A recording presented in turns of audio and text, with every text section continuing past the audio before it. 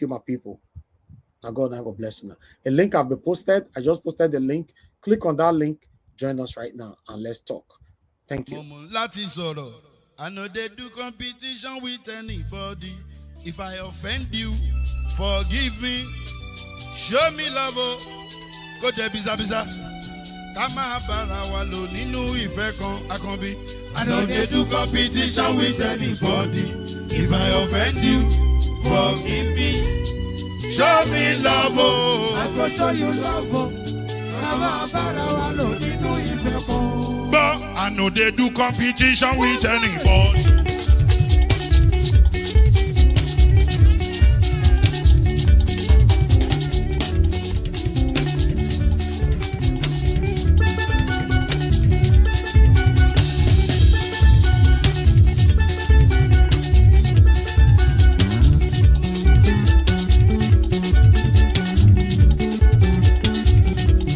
If I offend you, forgive me. Show me love, oh, I go show you love, eh. Kama bara walo ninu ife kan. I know they do competition with anybody. If I offend you, forgive me. Show me love, I go show you love. Kama bara walo ninu ife kan.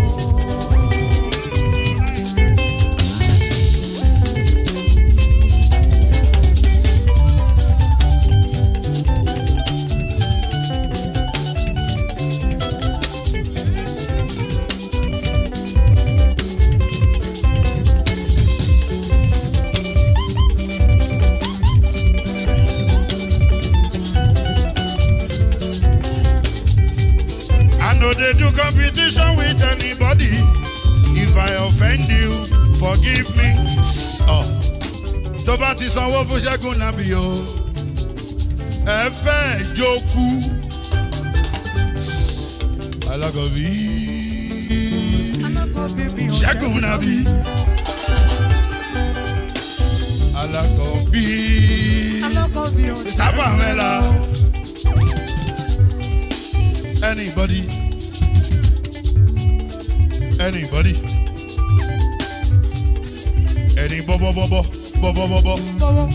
anybody. Mo ló ń fọlú, ó gbà mí bó ṣe rí mi láti kíníṣí. Délé mo ló ń fọlú, ẹ jẹ́ ń sọ̀rọ̀. Délé o, délé o.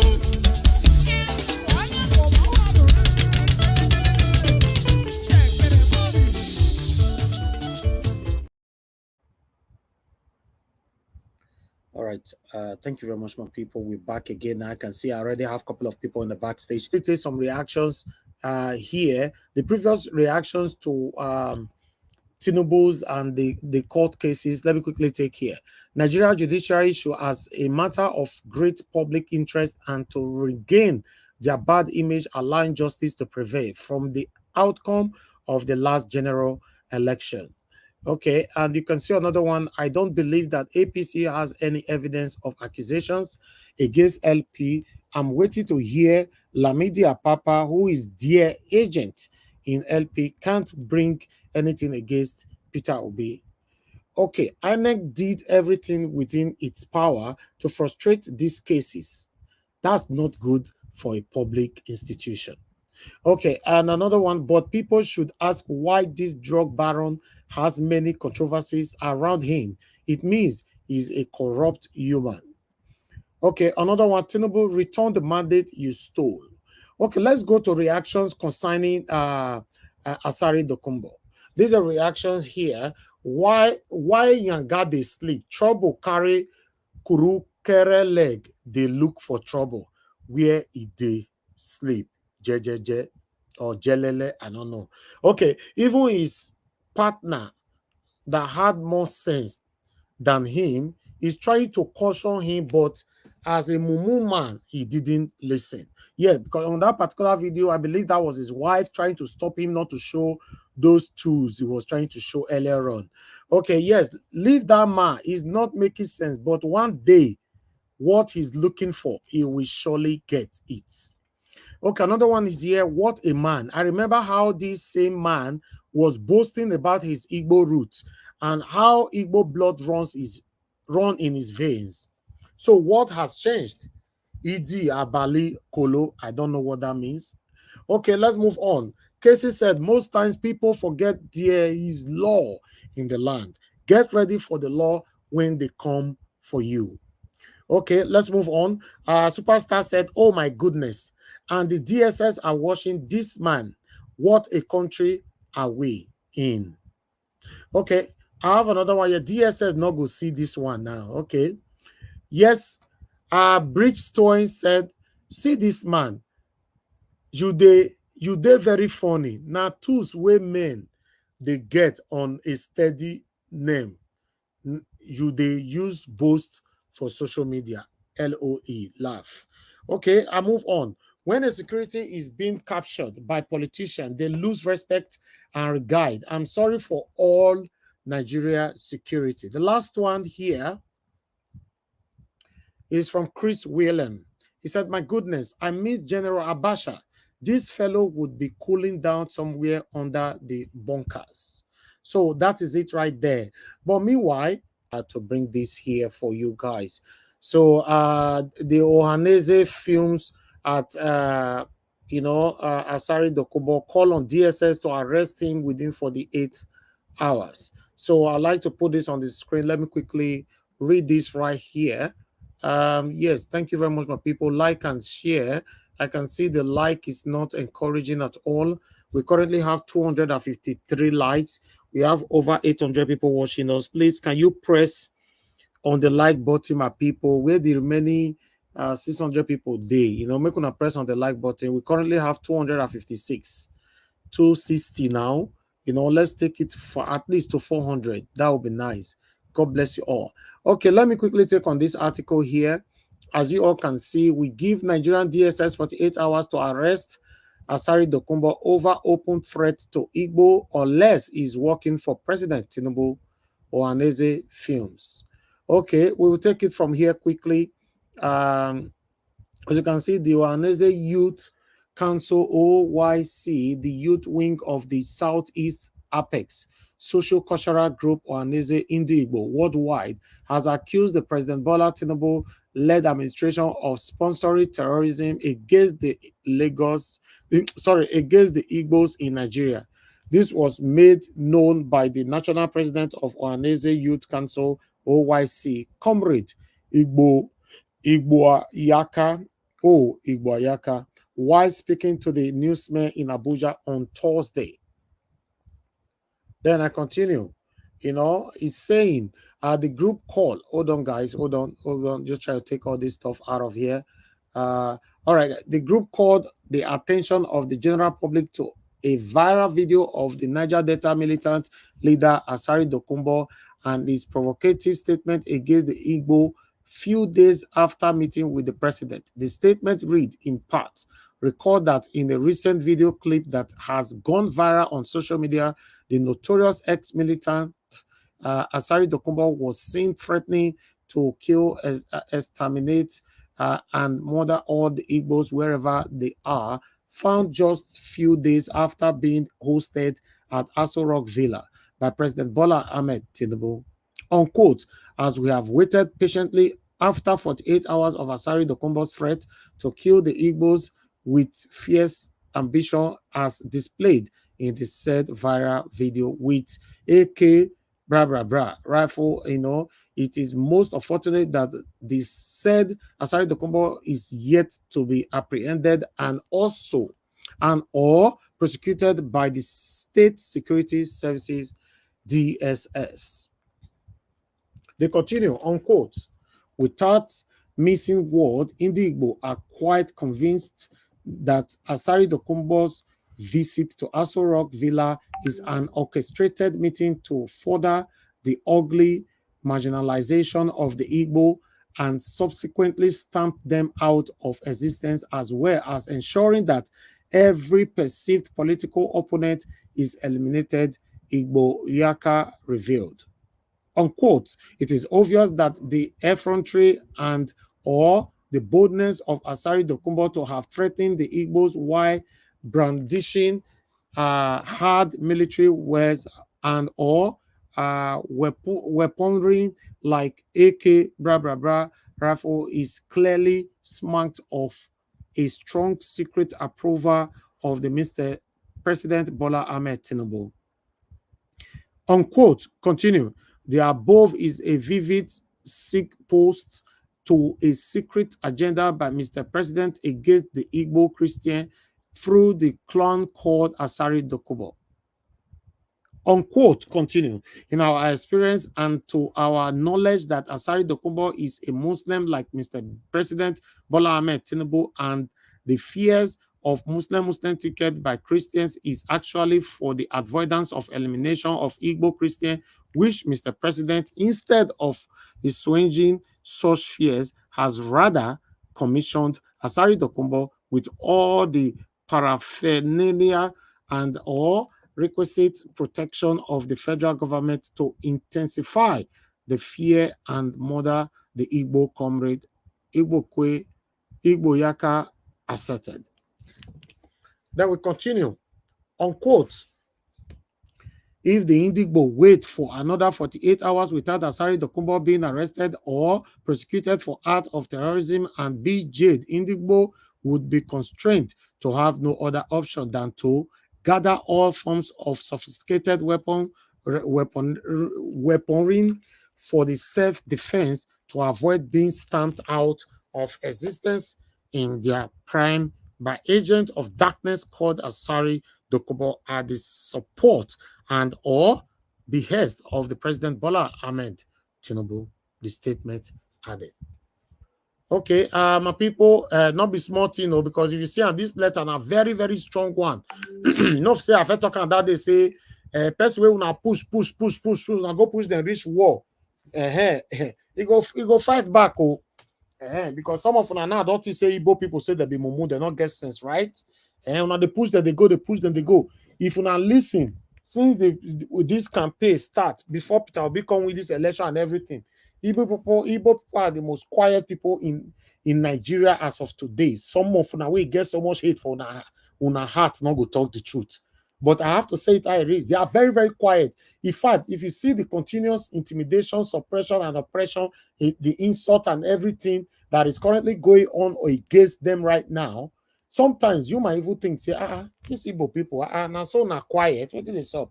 No. Let me say they don't know what to do. They are just obeying the law. But this one way they sent goes so for me in a peace I want for Nigeria. Me no understand. Now make me they talk, see. Why be say our law are so selective? I don't talk this thing tire. Be like say, it get the people where they use this law till they intimidate. Why some people are bigger than the law? Someone like INEC chairman now proved that throughout the our time in court, he proved that he's above the law. Whoever is backing him up as well is above the law. It's sad. I thought I should bring that here, talking about the cost of governance. Mr. Peter Obi talk about cutting the cost of governance. We find the video. I'd like us to quickly listen to this, you know, for you guys to know that if you have this man as your president, you will never have anything, absolutely nothing to regret. Let's listen to this. Services, let's say with the economy. I'm somebody who believes in let's build a better place. No country of the world have enough money. I've been a governor of the state. No governor, no country of the world have enough money. But how do you use to one the little you have? I've been a governor. We didn't owe salary. I didn't owe pension. I didn't owe gratuity. I never owed any supplier or any contractor the day I left office. But I have 70-something billion naira in account. So we didn't print money. I was number 22. Let's shut down the cost of governance. Why won't people be moved with 3 vehicles? Why won't people believe this? Shut down all these irresponsible offices we have all over the place. Live a normal life. I said it everywhere. Why would governor of Anambra have a lodge in Abuja? Is he governor of Abuja? No, he can do without them. Why must he travel with 30 people from Anambra State? You can go alone. Nobody's going to kill you. You know, even as our office, even for big men, Even for those who call themselves big men, you can move alone. Like me alone. Nobody's trying to kidnap me here. And you don't need to go around with everybody carrying gun all over the place.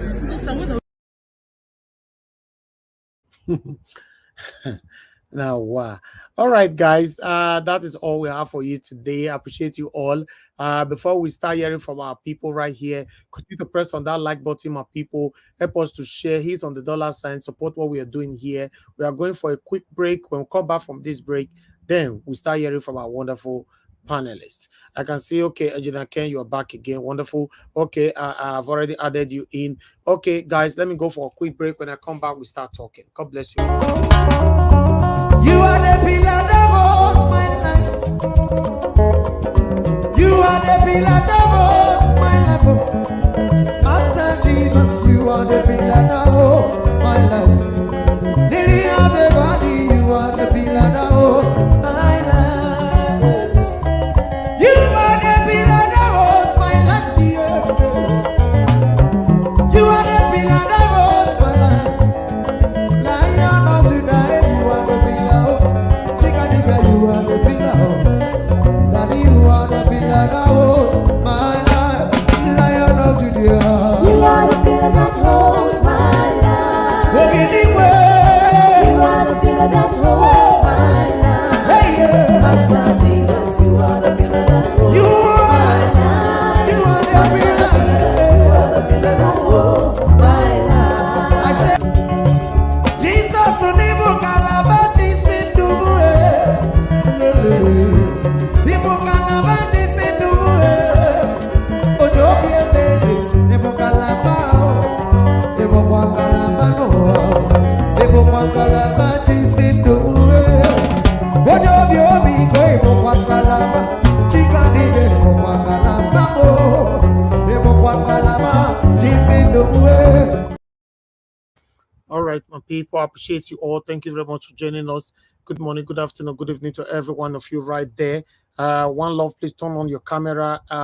Or mashallah, turn on your camera.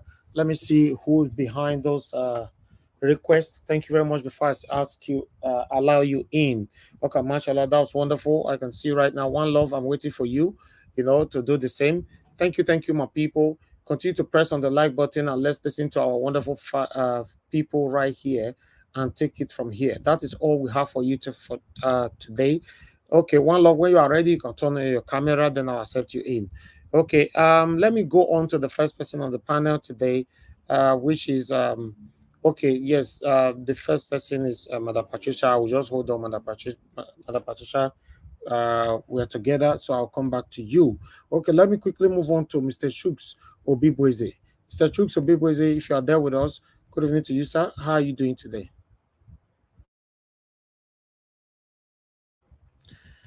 Okay, looks like Mr. Chuks Obibweze, you are not available right now. Okay, I would like to quickly move on to Mr. Innis TV. It's good to have you on the panel, sir. How are you doing today? Hello. Hello, sir. I can hear you. Good evening. Thank you, sir. I greet you and I also greet the panelists. Thank you, sir. You know about Ianese giving 48 hours to DSS to arrest Asari Dokubo. I think it's the least that they should do, because it was a complete violation of the Igbo race. It went as far as saying that he was involved. His fathers were involved in slave trade and they were trading the Igbos away, which was it was just too much. It was just too much. I think somebody need to knock him back to his senses. When he went, Mr. Sir, did DSS need to be reminded before they will do their job on this kind of statement? Sir, don't you know DSS is an instrument of Mr. President Tinubu? Okay. Oh, wow. That's the simple truth. And that was why DSS went for EFCC. In fact, it was even DSS was struggling a building with EFCC. So where do you think they have such power to tell EFCC this building is ours? You people will have to move. Is it you have said it before? Maybe you just want to make me say something. In this country, there are two sets of people and there are two sets of law for citizens of this country. So the Igbos, unfortunately, belong to the other set. So they have to be a little bit careful so that they don't tag them, Biafra, IPOP, and all the rest. And that will be an excuse to reduce their population. Remember what our ex-president talked, that he sees Igbos in the dots. And a lot of people have interpreted that thing to mean so many things. A lot of people have said a dot could mean that they are so small and so insignificant. But where I don't know Mr. President mind, I don't know why he said he sees the Igbos as a dot. So I think that is the proper thing that they did. Because it is like when your mom is not the favorite wife in the house, you have to be careful when you are washing the plate so you don't break the plates. You understand my analogy, you know, where I am trying to drive at. So that one is for the Igbos. The Magnus, I always like the way he presents his arguments. I am so impressed. You know, it's somebody I want to listen to learn from. So he also brings out that analogy of grabbing, snatching, and running away with it. And I was impressed because that is exactly what Tinubu is doing now, trying to run away with it. Or I might say he's trying to play hide and seek. You know, he's trying as much as possible to do everything so that people will be impressed and say, make we just alarm now. If let's say Ingo try. We thought he will be coming back today, but the information were that he has branched your country. That's the UK. We were wondering who is in UK that he wanted to see, but allegedly, we believe Buhari is in UK. So maybe he has gone to see Buhari. And as we talk about the CBN, because we also learned that Emefiele case is beginning to gather momentum, negative momentum in the north. So maybe they have gone there to see what they will do to settle themselves. So the only thing I will want to just beg all Nigerians, we have done our best. We have come out en masse and voted. In a country, a serious country, the INEC chairman will be in trouble by now. The civil society bodies, the ONGs, the human rights lawyers will have come out and sue the INEC chairman because what he did could be alleged to treason when he said that the beavers were deleted and now he cannot get the result, especially for Abuja. So in fact, sometimes I just want to close my ear, make I no hear news. Because the news you hear, you begin to wonder, is Nigeria a country or a banana republic? There's some certain things you hear, and people will come out and defend. So I just want to say we are doing what we can, and I pray that Nigerians, we should keep speaking truth to power. And we hope, if not now, maybe in the future, we're able to get somebody that will push Nigeria into the right track. Thank you very much. I appreciate. Thank you again. Thank you, sir. Ines TV, it's good to have you on the panel. Thanks for your submission, sir. May God bless you. All right, let me quickly appreciate somebody sent me some money on our PayPal account. Dorothy on Monday. Thank you very, very much for the support right there. Wow, I'm very, very grateful. May God bless you. Thank you. May your pocket never run dry. I'm not sure if you are right there, if you are listening to us, but I'm going to post it on the comment section again. Thank you. May God bless you. All right, guys, I'm going to post our PayPal account link on the comment section in case you want to support us. Yeah, that's fine. And our Nigeria account number as well. I'm going to put them on the comment section while the other panelist is talking to us. Thank you very much, my people. For those of you that is familiar to the super chat thing, just click on it, support what we're doing here. I really do appreciate you all. God bless you all.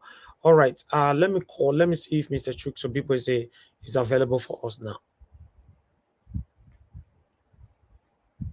Mr. Chooks, you're still not available? Yeah, I am. Okay, good. Good evening to you, sir. Please talk to us. Yeah, good evening, Mr. Elvis. Good evening, fellow panelists. Good evening, everybody watching us around the world and our comment section. Please like, share, and subscribe, please. It is important. Let us, make our voices, heard so that when your friend is watching, you share, you subscribe, and of course, buy us water. At least water, no be coffee. Now water me the drink. Yeah, thank you, Mr. Elvis, for this wonderful, clips you shown us. I would like to start with our principal, his, take on what is going on in our country. It is very, very easy. Nigeria is one of the best country. I'm telling you, Nigeria is the easiest country to lead in the world. Why am I saying that? Sometimes we're surprised when all these governors, all these governments, they do something like roads. We get excited. We get 6 hours of light 3 or 4 times in a week. We get excited. It is because this is the way we wake up to see ourselves. So we are contented with it. And with that, the leaders are taking us for granted. If you listen to what he said just shut down all these, nonsense offices. I listened to, I think, Madam Omoye's corner yesterday. She said it's a special purpose vehicle. All these offices they're opening, that is exactly what it is. That is how they siphon money. So for him to come out to call on these people, because that increment of salary they mentioned, even though they denied it, that is enough to tell us where we're going with this crop of thieves. Because I'm not going to call them leaders. They are thieves. So he has said everything right on that occasion. He has made it clear, if I am in charge, there's no way these things can go on this way. You don't need, you know, hundreds of people to take you to France. You don't need hundreds of people to take you to Lagos or to Port Harcourt or to wherever. But guess what? We might be surprised that this man has a special suit in France. Or even what is he going to do with the suit? We could have, buy a house there. These are the kind of things our principal is talking. Those kind of life need to be taken out of the system completely. And that is where the likes of Labour, NLC, that is where they come in.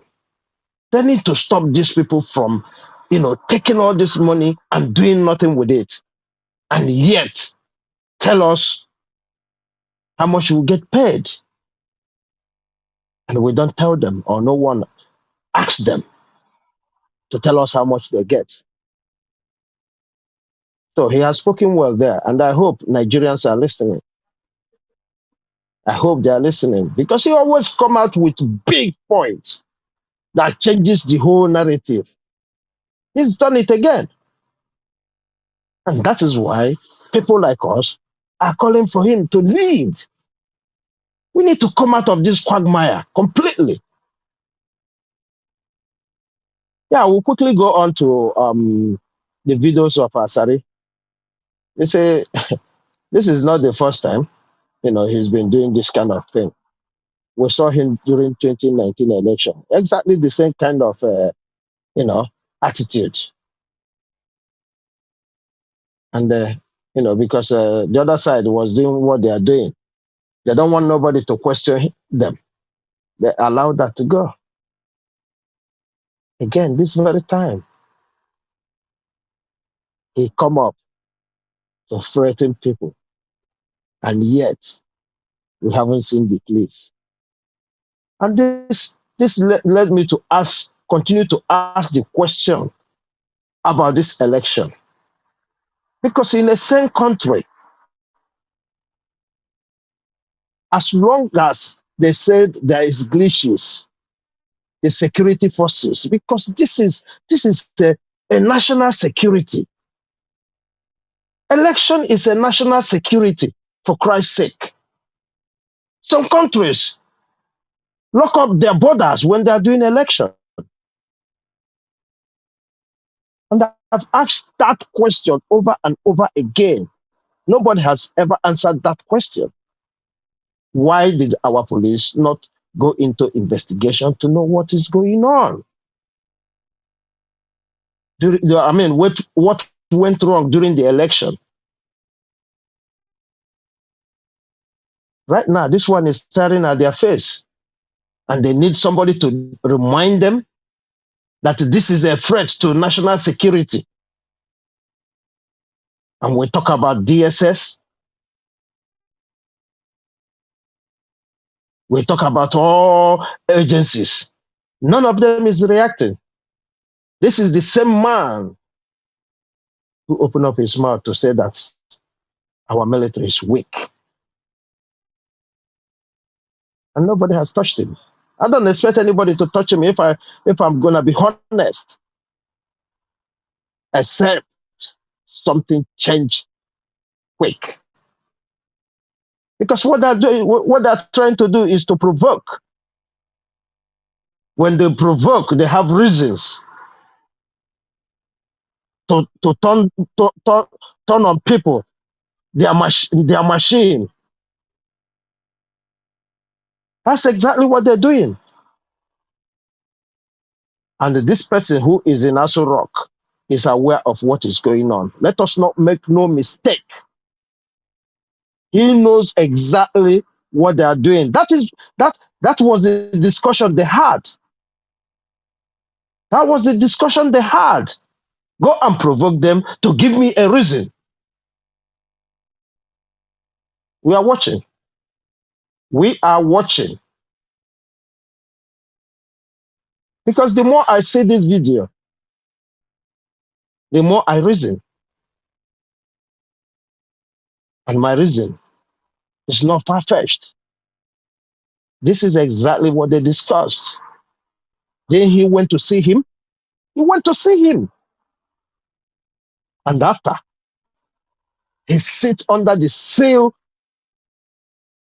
of Nigeria to say, do not release Nnamdi Kanu, and to bring down the glories of our military. It's unfortunate. It's completely unfortunate that we are in this situation. But like the group have called, I don't expect anything to happen. Seriously, I don't expect anything to happen. Because even those who are supposed to stand up and speak, they're keeping mute. The lawyers, they have not spoken. Nobody.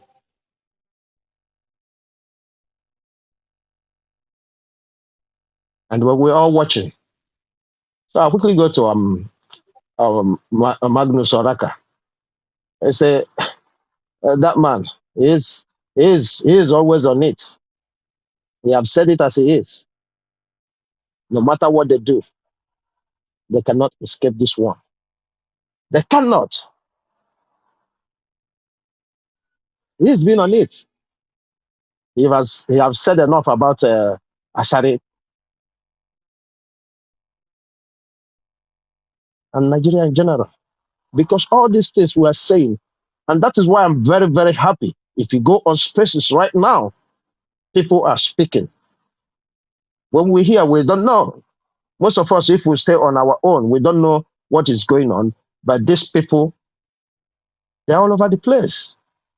And that's why they are finding information day by day. Look at that classic witness.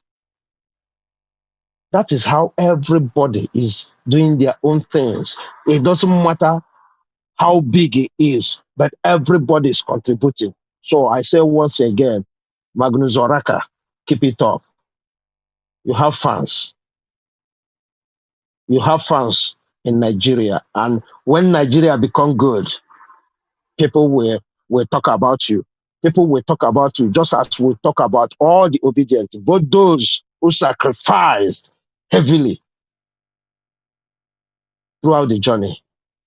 And we all will rejoice. I know, Mr. Elvis, don't run too fast. Don't run too fast. It's near. Just allow them to take their time. We don't want any excuse. Allow them to take their time to do their defense because we don't want any excuse. There's not going to be any technicalities on this.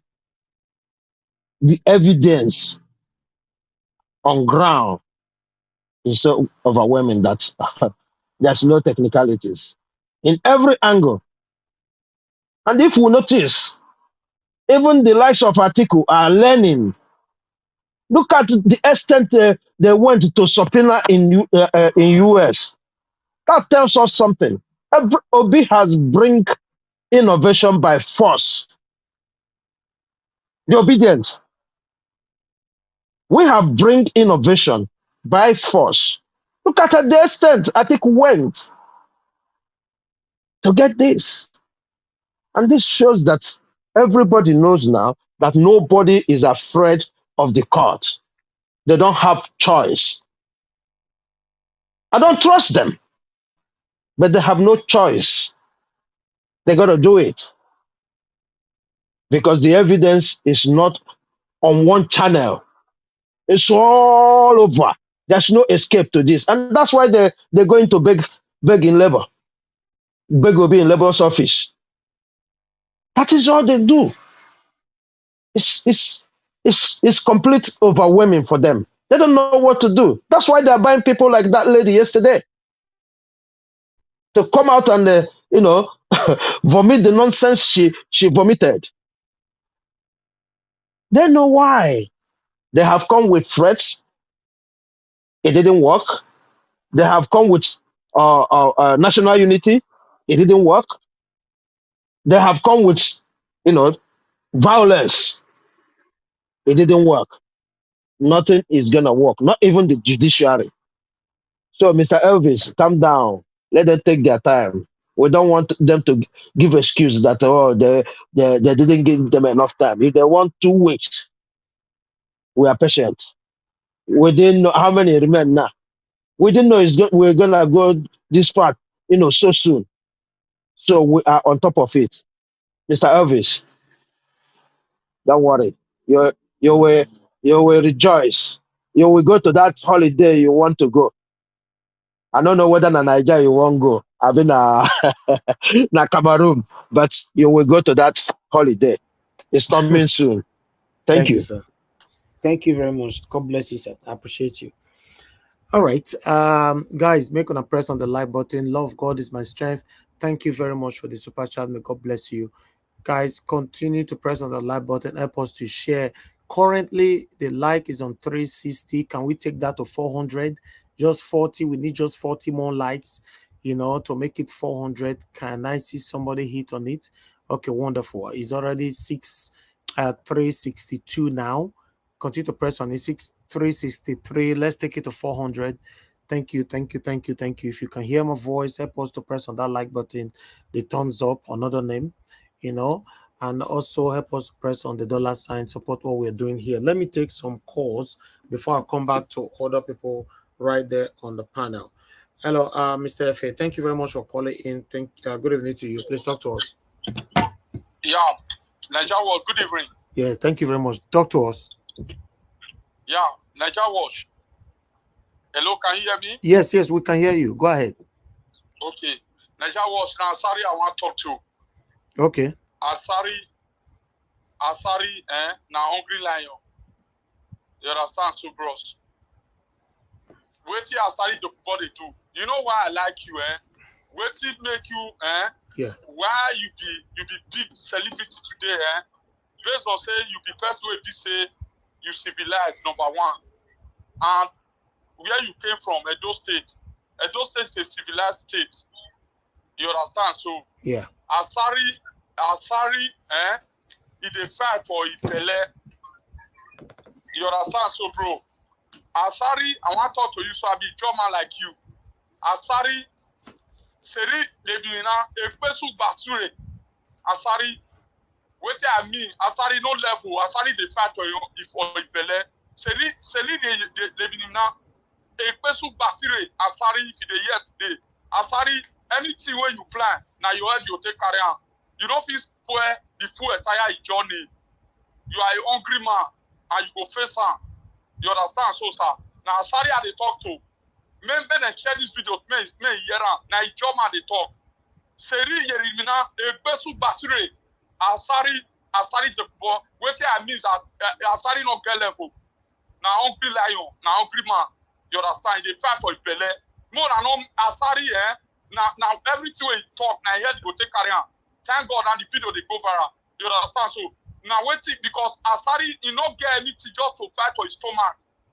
Now person, now idiot, now goat, now Christmas goat. You understand? So do you know why I like your platform, Nigeria Watch?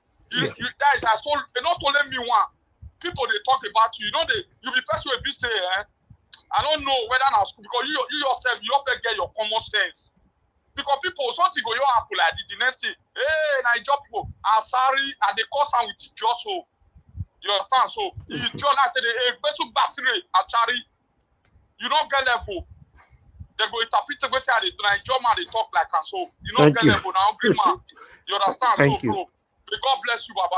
You be. Thank you, my I just brother. want to talk to Asari Dokubo. May God bless you, sir. Thank you, sir. Thank you very much. God bless you. Thank you. Bless. Asari, they say you pesu pasire o. Now so they talk just now. You are pesu pasire. So now you can't know it that one me. Make you quick now. Me you know for pesu pasire o. Me not say I not tell you. Now that message they send from here now. You are pesu pasire. Meanwhile, let me call on the next person on the panel to talk to us. so we can move on. Guys, continue to press on the like button. I asked for 400 earlier on. Remember, we only have nine left. Make una let her complete, I beg. Make una let her complete. May we all know say it don't complete. I asked for just nine. It's not we need just 8 now for this to complete so we can move on. Thank you very much, my wonderful people. I appreciate you all. Let's do this. All right. I would like to call on the next person on the panel as we wait for that to complete. It's already okay. Now only 4 be remain. Okay, only 2 now. Mona, you make a complete them before we move on. Thank you. Now only two. Yes, it don't complete. God bless every one of you right there. And God will bless you now for me. I appreciate you all. Thank you. Okay, I would like to call on the next person here, which is Engineer Ken. Engineer Ken, it's good to have you on the panel. Good evening to you, sir. Please talk to us. Thank you very much, Ninja Watch. Good to have you too. And, good afternoon, my co-panelists. Good afternoon, Nigerians. And good afternoon to the world. Thank you, sir. Wow, man, uh, this is so wonderful. Mr. Ninja Watch, when you were looking for our president, our selected president, I saw him in the backyard. He was roasting goats. People, they were roasting goats. I tell you, so you're roasting goats in the backyard, you know. So this guy have made Nigeria to become a laughing stock, for real. I took off my heart for the South Africa president, when I heard it, when I watched it today, on Nigeria Watch group, man, I was so happy to hear that man's speech. And the man was he's a bold man, very, very bold man. I look at him as a lion. He was not afraid of anybody. And when you look at the emotion of the white people that was sitting down there, their faces were all red. They were angry to hear that kind of a word from him. He tell it to their face. And this is what a big nation of ours supposed to be doing by now. But the kind of president that we have is a man cannot even speak for himself. So this is a very big problem. Nigeria has to get this right. We should forget about tribal. We should forget about sentiment. We should forget about, see, this is my person. We should be passionate about our country. We should be patriotic. We should think about Nigeria. Because if we don't save that nation today, Nigeria it will be gone forever. It will be gone forever. So these are just the problem that we are passing through. And I strongly believe that South African president did not take any kickback, any bribe money from all these Western world people. Those were the reason why the man was able to speak fair. So when it will be a Nigerian president, they cannot talk like that because all of them will be bought over, by these people because they know that our leaders are very, very greedy. So when you give them money, they will even sell their own children. Engineer Ken, I agree with you. You are very, very right. For me, I not think I can go that side. For that South Africa president to talk boldly like that, it means that he have not got anything hidden that he have done with the foreigners, with the Western world, or any kind of bribery or corruption in his life. That's why he was able to speak like that. You cannot see any satanic leaders from Nigeria that can speak like that. It's not possible. They cannot because everything about them is crooked. Their life is crooked because if they should voice out their mind, their auction accounts will be seized. Everything that they own outside Nigeria will be seized. So whatever they will do, they will just be saying it in their mind. So they will be like those kind of children, like when you beat a little child, that child will be angry, crying, but in his mind, he'll be saying that when I grow up, I'm going to knock this man out. But he will not be bold enough to say it out. Those are the kind of leaders that we have, And let's go to Asari Dokubo. Asari Dokubo is a toothless bulldog. A toothless bulldog. No maximum respect to all my Igbo brothers. The reason why I'm being upset with my Igbo brothers is this, Mr. Ninja Watch. I have to be fair and I have to say my mind. Is this the young Igbos that we have right now are not bold enough as the older ones we had before. You see what happened during February 25th, in Nigeria, during the time of that presidential election. It was a test. It was a test to the Igbos to see their reaction. If you can think back, I said it that they did not retaliate. People were saying that no, that we should just calm down, blah, blah, blah. I said, no, if we don't retaliate, what will come after this is going to be bigger than this. They went to their business center. Our business center was burned down. No payback. The governor came and gave them 100 million naira that cannot even buy one store in that place. They took that money. They were saying, we'll vote for you. What are you doing? You're selling yourself to them. So these are my points. Now right now is not choking. It's not choking. So if the Igbos do not wake up to pull these guys to their shoes and where they belong to, the next thing, when I start to see some, teeth they float for sky, foul head will roll up and down. Now I'm going to see. Because right now the man that is in charge is a gangster. Not only a gangster, a heartless gangster, too heartless that every criminals, every thugs all over that nation, all of them are his payroll. All of them. If you guys can remember, Asari Dokubo says that the reason why he would die for Tinubu, that when Abacha arrested him, back in the days, it was Bola Ahmed Tinubu that took his family in Lagos, and he was taking care of them, paying them, giving them the best of life, because he knows that this guy is his tools that he can use for today. This man have been planning all of that, even in my own state. During the time of his election last year, I know how many men from my state that called me that let's come and put your mouth here, let's come here. When this man comes in, we'll be getting contract my Abuja. I told them, listen, man, that's why I'm living a double life, Nigeria and America. I'm very, very okay where I am in America. So as long as I'm okay in America, I don't see the reason why I will sell my people or sell my conscience for that blood money. I don't need that in my life. I turned them down. I can start quoting names, but Nigerians don't want that. So this is the problem. Our people have to stand up. The Igbos have to stand up. They have to stand up. I remember in the early 90s and late 80s, the Fulani did something like this in the north. A Canadian people came out with luxurious buses. The young Shadow came out with luxurious buses. Overnight, the next day morning, Kano was turned upside down by the Omota boys.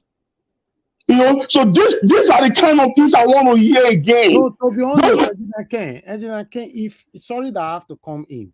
I agree with everything you are saying, but if you look at it, these people were quiet, so they get reason why they're quiet too. Not be say they're not they feel amo. Say yes, they get reason. If may they not drag these people come out.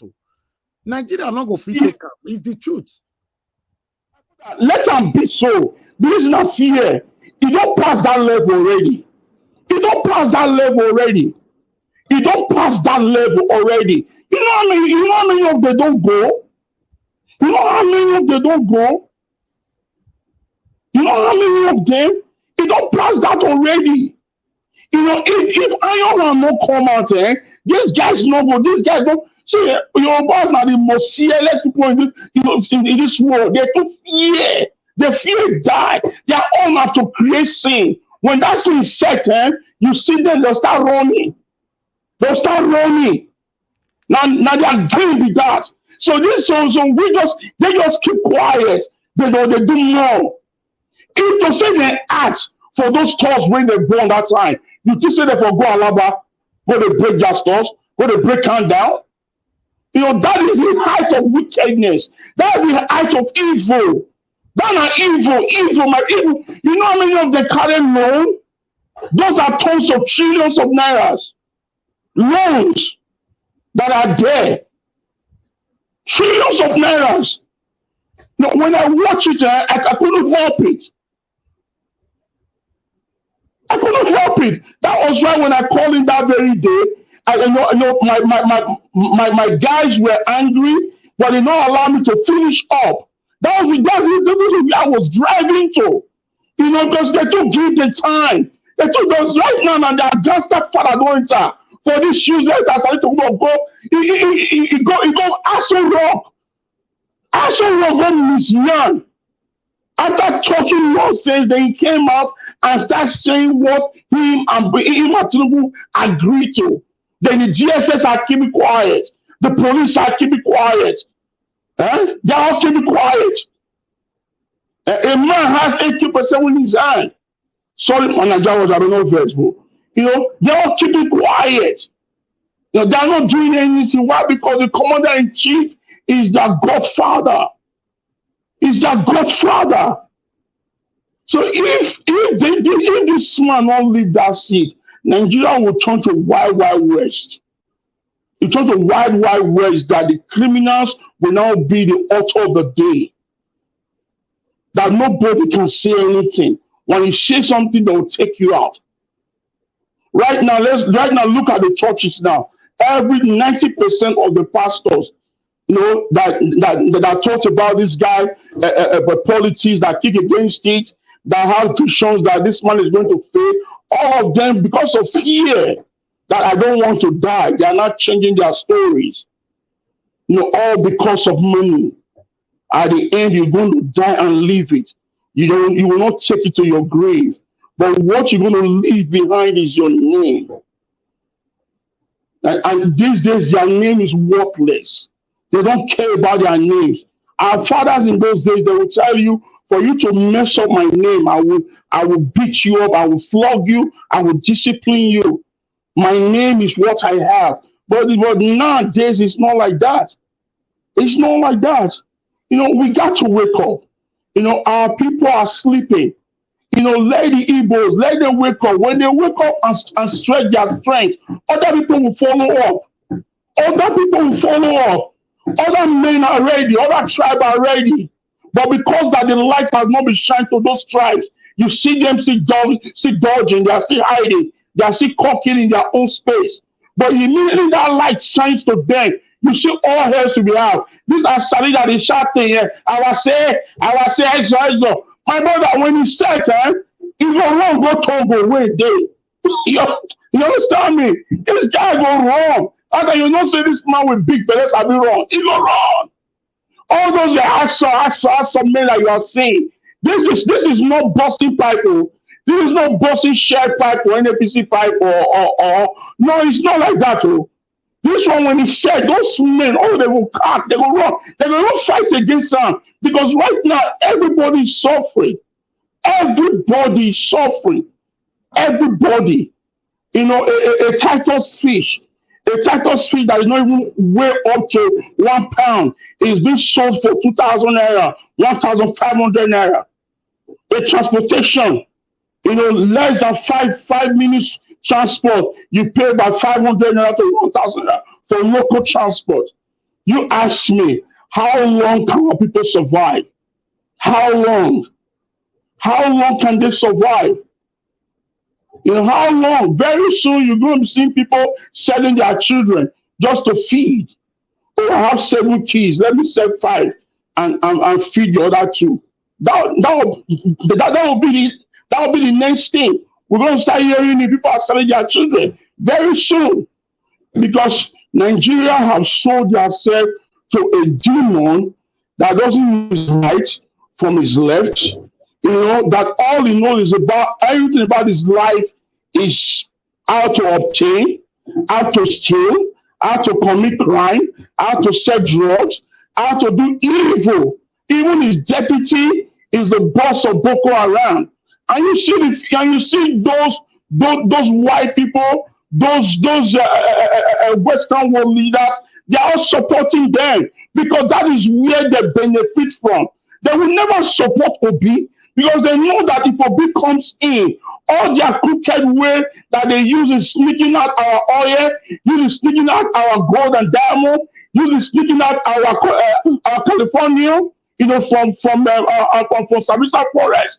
That thing, a gram is about $2 million, just a gram. They have been smuggling that for years.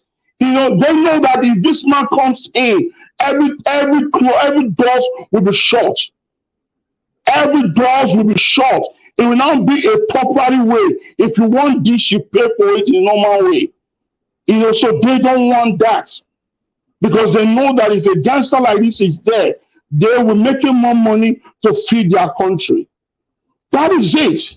You now ask me, what will stop America or Britain or France to tell Nigeria government that this man stole this mandate, this guy doesn't deserve to be the president. If you can leave your country to another country and take out their president and say that president is doing the wrong thing, what about ours?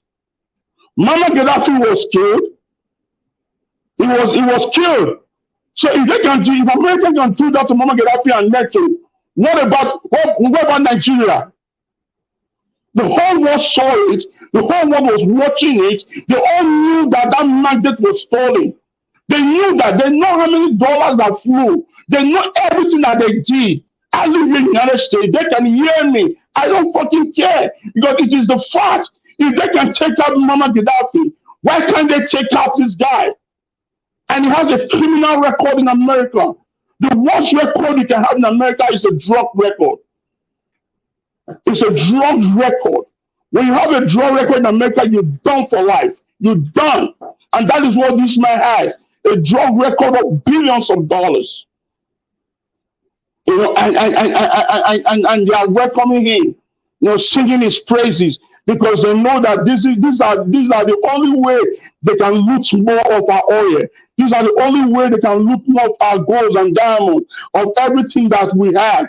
This is the only way. Right now in the US, they just find out that Banga palm oil is very good for the health. It's one of the best medicine that can regulate your health system. That as a normal human being, you can be taking about 2 spoons of palm oil every day. That he makes sure they find that out. Right now, they're going to be looking for every African country that has palm oil. Where will they come to? Nigeria.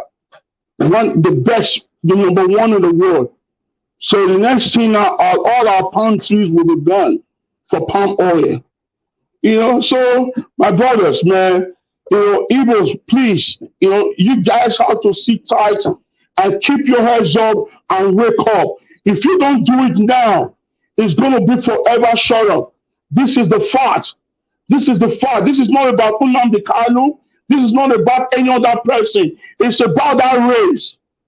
It's about that race. It's about that race. If they ask you to leave, fine. When you go back to East, what you did in Lagos can be redone in the East.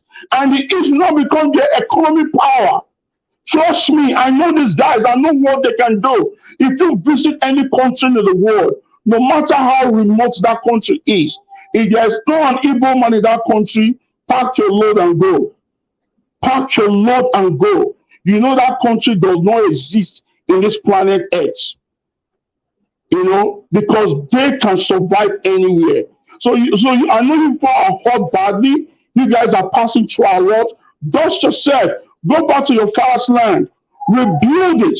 If you build that land, my brother, people will be coming from north, south, west, east to go over there and patronize. Then you make more money. Then you now have value back to your state. Because I don't see what is in Lagos that they are fighting for. If it rains, you can't go anywhere. You can't move. It has been raining now for some days in Nigeria. Go to Lekki, there's water everywhere. Go to Banana Island, there's water everywhere. So why will you kill yourself for nonsense like that? Go back home, go to other states and rebuild those states and let's see what will happen. All what they know is to eat money. They don't know how to invest. They don't know. The Lagos that this man is saying that I built Lagos. He didn't build any Lagos. He didn't build any Lagos. It's the Easterners that built Lagos. They are only just to eat money and carry women. That's what they do. Mr. Naija Watch, let me tell you for now. You see, Jinake, to be honest, I did not want you to, I don't even want you to finish before because you were nailing it. Trust me. Say sometimes me, they try to interject people when I know that, yes, what you are saying is not following up or anything. But trust me, it's just the truth. But like I said before, I'd like to say it again that the reason why I believe, though, because I'm not in their heart, in their mind rather. But the reason why the Igbo people are quiet right now, you see that they are not saying anything, is huge. And I believe I know some of it. So for me, when I let case finish for court, I don't go know if these people are really quiet or not. You can't be pushing people like this and you expect them to be quiet this way. You can't do this to Edo people. It's not possible. They never born you, may you do video threatening Edo person. They never born you. For Nigeria, they never born you. Do video, show your face, threaten a dope person. They never born you. Do not fit try him. Do not fit. Do not fit. You do video, you carry tools come out. Exactly, you carry tools come out. They threaten a dope person. You not fit, Oga. I don't know who you go be, but you know fit. Try him. As you hear my voice, so in the next 24 hours, do video, show your face. They not bore you. Or threaten a dope person. They carry O2s, they come out, they threaten person. O2s. Man, I not push person go that area, man. Not push person go there. Pay me. You think they pay me for real? They pay me because Nigerian watch is very, very painful. If you see how this, yeah. The truth of the matter is, I know why the Igbo people quiet. I know why. Let the judiciary do the right thing, and these people will be quiet forever if they do the right thing. I'm telling you. But say you don't come do the right thing upon this suppression, insult, continuous insult, bullying, intimidation. Anyway, I go there UK, they use my satellite, they watch now. I go the B. Thank you. That was just give me one. Yeah, please hold on, caller. Go ahead, sir. To discourage also, it's going to be very hard for those judges to do the right thing. It's going to be very hard because you know why? Because this man is sitting there already. One and two, these guys have been paid. The ones that refuse money will be having threats. They themselves have to also check their own life. For the INEC chairman, we should look at two ways, my brother. For the INEC chairman to release and announce that result on 4 a.m. in the morning, it wasn't his clear eyes. It wasn't his clear eyes. Maybe they threatened that dude. They tell him, say, if you don't do one, they will buy a family. You understand me? They will tell him that one that if you don't do one, they will buy a family. Straight up, and these guys, they go do one. These guys are evil. When I mean evil, so evil that the only thing that brings them joy is to see people suffering. The only thing that brings them joy is to see the common man and woman struggling to live. That's the only thing that brings them joy. You are in UK now. Anytime you go to Nigeria, you always cry. Before you start your broadcast, you say everywhere is dark. I'm spending money for this. Look at people are suffering. You'll be going to the street, you'll be videoing them here and there. I watch it every time whenever you are in Nigeria. It's a different ball game because you have a human sympathy. You have a human heart in you. You have God in you. You have a conscience that tell you that what these people are doing is wrong. But these guys live there. They drive in the street. They see everything that goes on. And they have trillions of dollars cash sitting down in their room. That a drop of that money can change the life the life of those people in that state, but they won't do it. They will leave that money in their sewage. You know, roaches and insect will be eating that money. Thank you, Engineer Ken. Thank you very much, sir. Thank you. Somebody's on the phone waiting. Arrow, thank you very much, Mother Joy, for calling in. Good evening to you. Please talk to us. Hello, my great people, Obedient Nation, Niger Watch Nation, the citizens, journalists, Mr. Niger Watch. I greet everyone. I want to say quickly, as usual, Okay, my name is moderator. full. I have so much to say. Oh yeah, it's Madam Joy. No, not you. Go ahead, Mother Joy. Not you. Okay. So, Engineer Ken, just quickly. What we are dealing with, what's happened, the Asari Dokubo or whatever his name is, that insulted the Igbos, it is a whole package. This is part of the package. This is a general problem. This is the whole issue. The whole issue is we are dealing with a situation. Their principle and the criminal gang that has been against, this is a national problem. They insulted the whole Nigerians 25th of February, stole the mandate, did all they did, 3 a.m., witchcraft time, gave a certificate, and on and on and on. Asari Dokubo insulted the whole army of Nigeria, the national army. So when you're talking about, oh, Igbos do this, look, go and ask the northern people what happened in 1992. I'm not going to say more, or you go and research. The Igbos are no weakling. They have asked them if only they can just, dare them and give them and tell them to go. They have asked for it. So Ansari's insults will be answered by Igbos when they are ready. So what I'm saying in bottom line is there is a deeper issue. And I encourage everybody to broaden it so that everybody will come together. Why they had to do that to the Igbo? Like I said earlier, the Igbos are at the higher, when it comes to ladder, they are the middle ladder for all the marginalized. So they keep hitting there.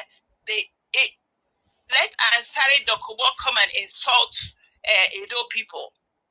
It is the same thing. They have insulted everything. They secreted everything that we hold sacred in that Nigeria. They use tribe, they use religion, they even use God. If they want to bamboozle you, they said in the name of God. They bring Allah just to disinherit a whole nation of 200 people. So what we are dealing with is a criminal gang that has hijacked Nigeria, and they're using everything to try to see how they can, strive for something to do something. You know what I'm talking about? So let us get together and stop all this picturing, even when they begin to eliminate. Let me give you an example. In the northern part, the people they are mopping out there, they mop out their kings. And they now bring whatever Fulani head there, and they establish. So we are dealing with a bigger issue, which everybody open their eyes and ask yourself, what can I do? This is a general problem. It is a national problem. I rest it there. Thank you so much, Mr. Niger Watch, for giving me opportunity to make my contribution. Thank you, Madam Joy. Thanks for calling in. God bless you. Thank you. All right. Thank you very much, my people. Please, can you press on the like button? I can see more people trying to call in. Okay, nobody's calling in right now. I can see some of you tried to call in earlier on. Okay, I need to call on someone from the panel. I can see. No, I cannot see you, One Love. Maybe the time we they open and okay. Please, you can hear my okay. I don't see you now. That's good, sir. That's good. I not see you since. Sorry. I was just responding. Please, guys, let me pick this call. Hello. Yeah, thank you very much for calling in. Your name and where you calling from. I greet you, Niger War. You son Lokanzo. I greet you. I greet the house once again. Thank you, sir. Thank you, Lokanzo. Thank you. Talk to us. Yes, I just want to contribute. I see what they put for the screen here. Can the judiciary be trusted? My brother, I don't trust on our judiciary.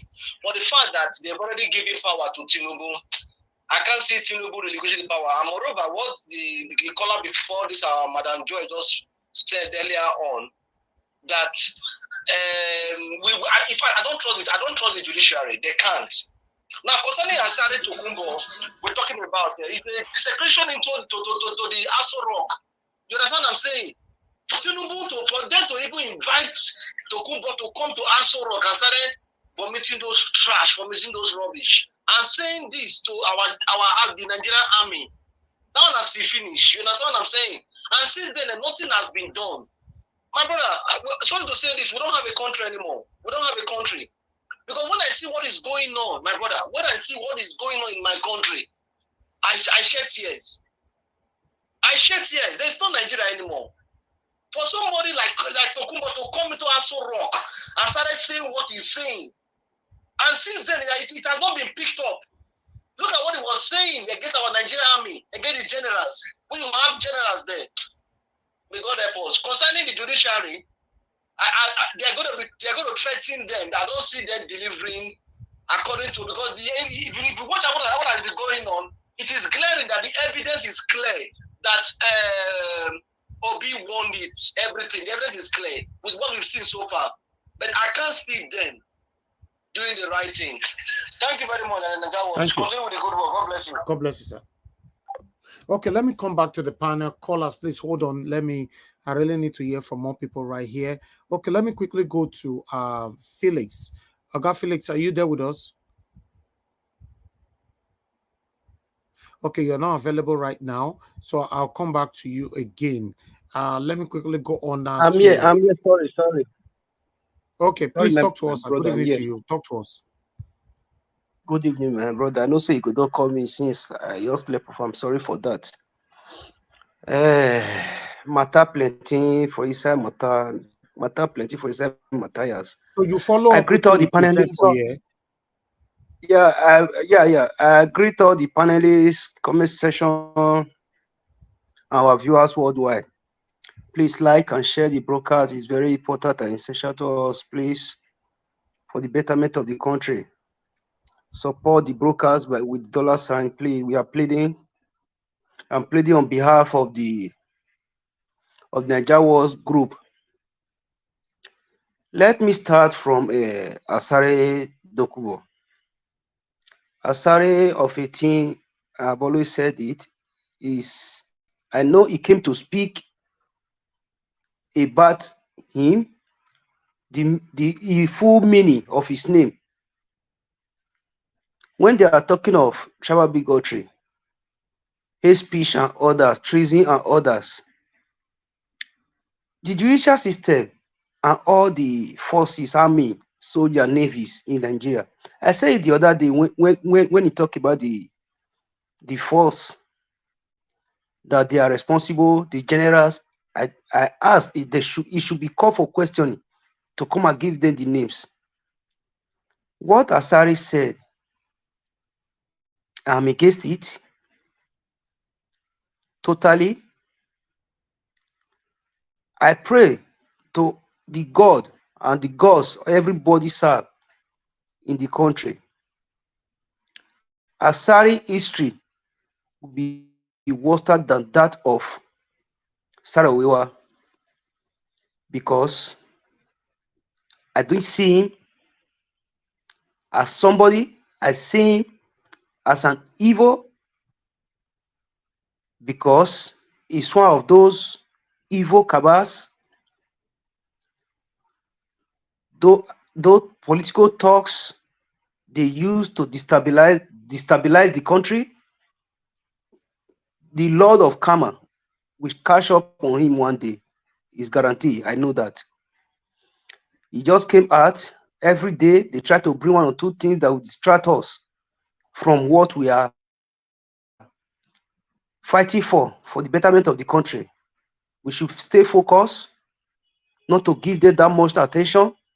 When the time comes for us to face them, they will know we are ready for them. But now, all we have to do is to stay focused in reclaiming our mandate.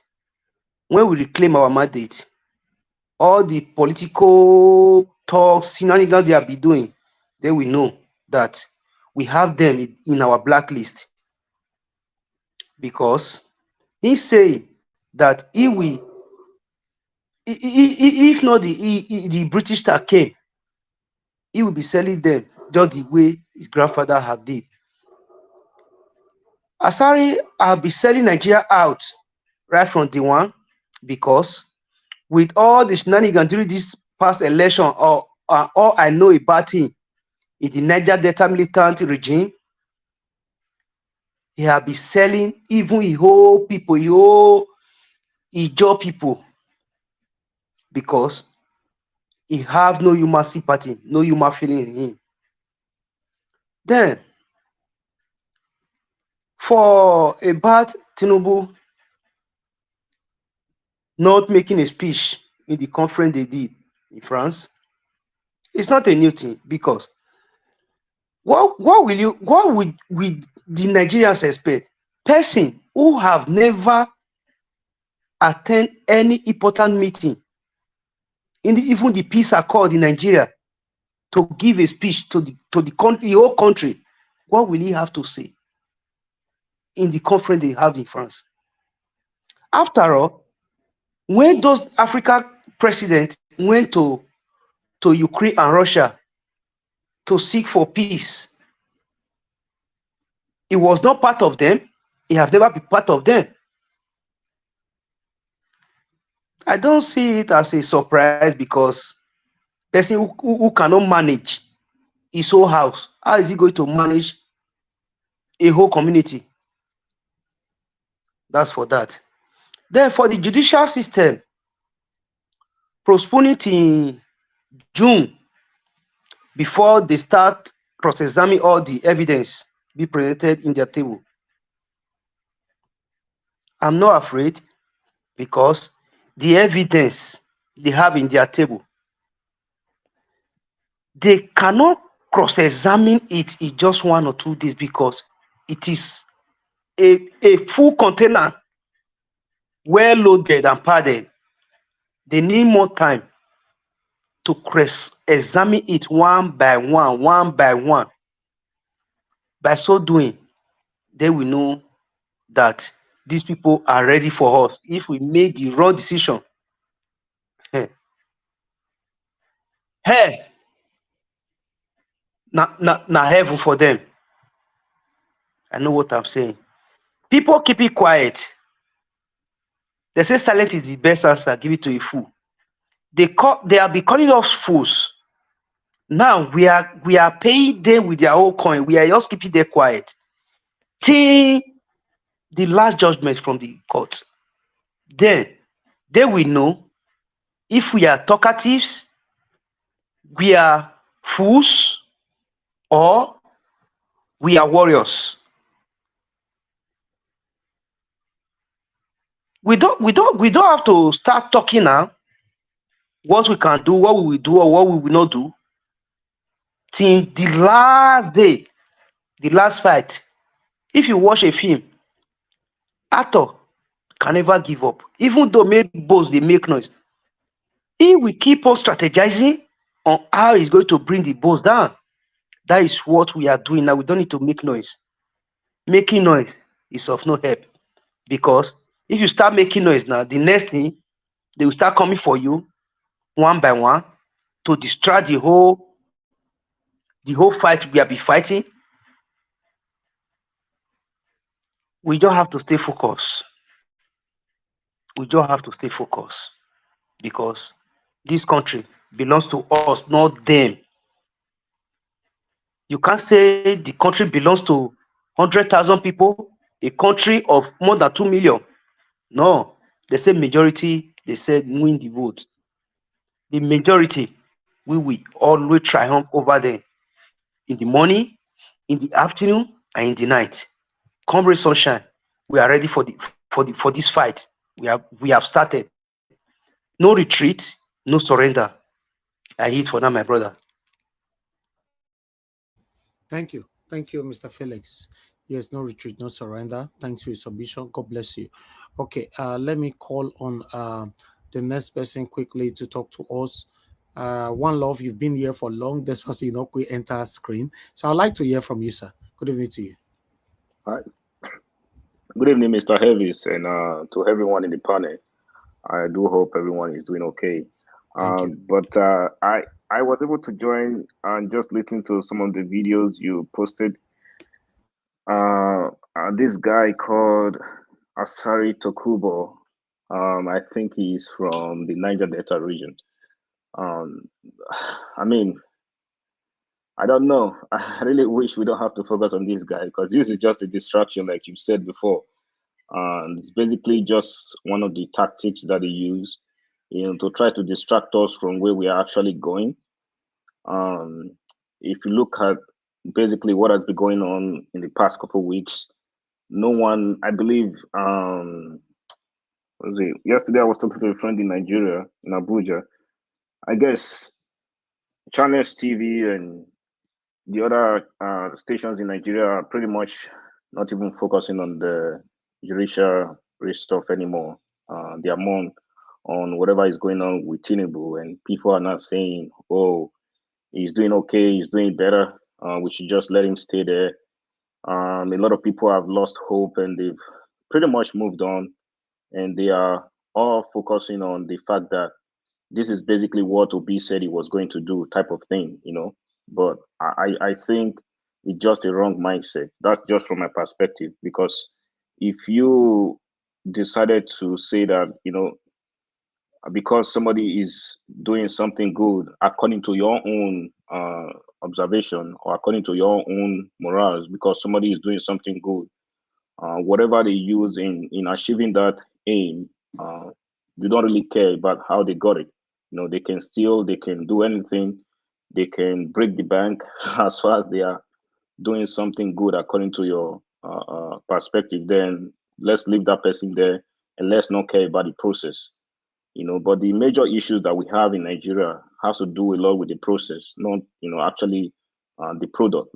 But again, it's the process that leads to the product. So I don't see Tinubu doing anything for the people that is actually from the heart, because whatever they are doing right now is just different tactics for them to steal more money. Because the process by which he got there was not true in the first place. So if you pay people to announce an election at 4 a.m. in the morning, I don't see how you are going to get there and not get that money back. If you pay judges to try to get you into power, to try to make sure your guy stays in the governor's house in Lagos, and he's the governor for another 4 or 8 years, I don't see how you're not going to try to get that money back. So that's the major issue. So if you are still out there in Nigeria or in any place and you've lost it and thinking, well, we have the guy, we never trusted this guy before, he's the president now, and it appears he's doing something good, let's just keep him. You're basically telling laws that we can keep anything that comes across your way, without pretty much caring about how that process came to be, you know. So for me, I think it's just a wrong mindset. We shouldn't try to, focus on that aspect. If you're listening to me wherever you are, if you're in Nigeria, just let's try to stay focused. We said before we don't trust the judiciary. We know this is going to be a difficult process. We don't even have the 100% certainty right now that they are going to come out with the right judgment because of what has happened in the past. Because of what we've seen over the years and even months and since February 25th. But again, that shouldn't make us lose sight of where we are going. So for me, the right person has to be there. And in this case, the right person has always been Peter Obi, because he is the guy that has always talked about the problem that we have, the actual problems that we face as a nation.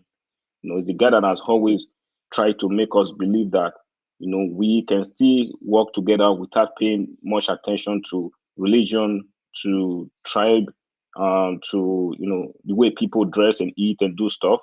We can work together if we can put our differences away, even though those differences exist, in the first place. So for me, Asari Dokubo is a distraction. We should try not to focus on this guy because for someone like this who is not in government, he does not hold any position in government. He's not a secretary of state. He's not a chief of staff of the armed forces. All he has to do at this point is to just make noise and go to the Aso Rock and meet the president. For him to get there the first place, it tells us that we have a big problem in Nigeria. I don't know how he got there. He might have a personal relationship with Tinubu, but even though he goes over there to visit him, because he's not a government official, we shouldn't use taxpayers' money, to entertain this guy at the Aso Rock. It wastes taxpayers' money and basically waste us time. For him to be heard alone on TV is a waste of time because this guy has nothing to offer.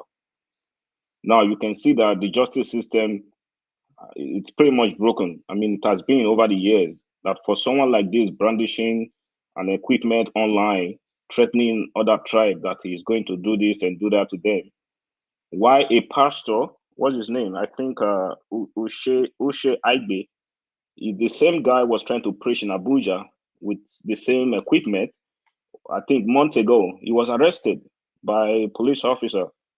And we learned later that the guy who owned the gun was actually a police officer in the church.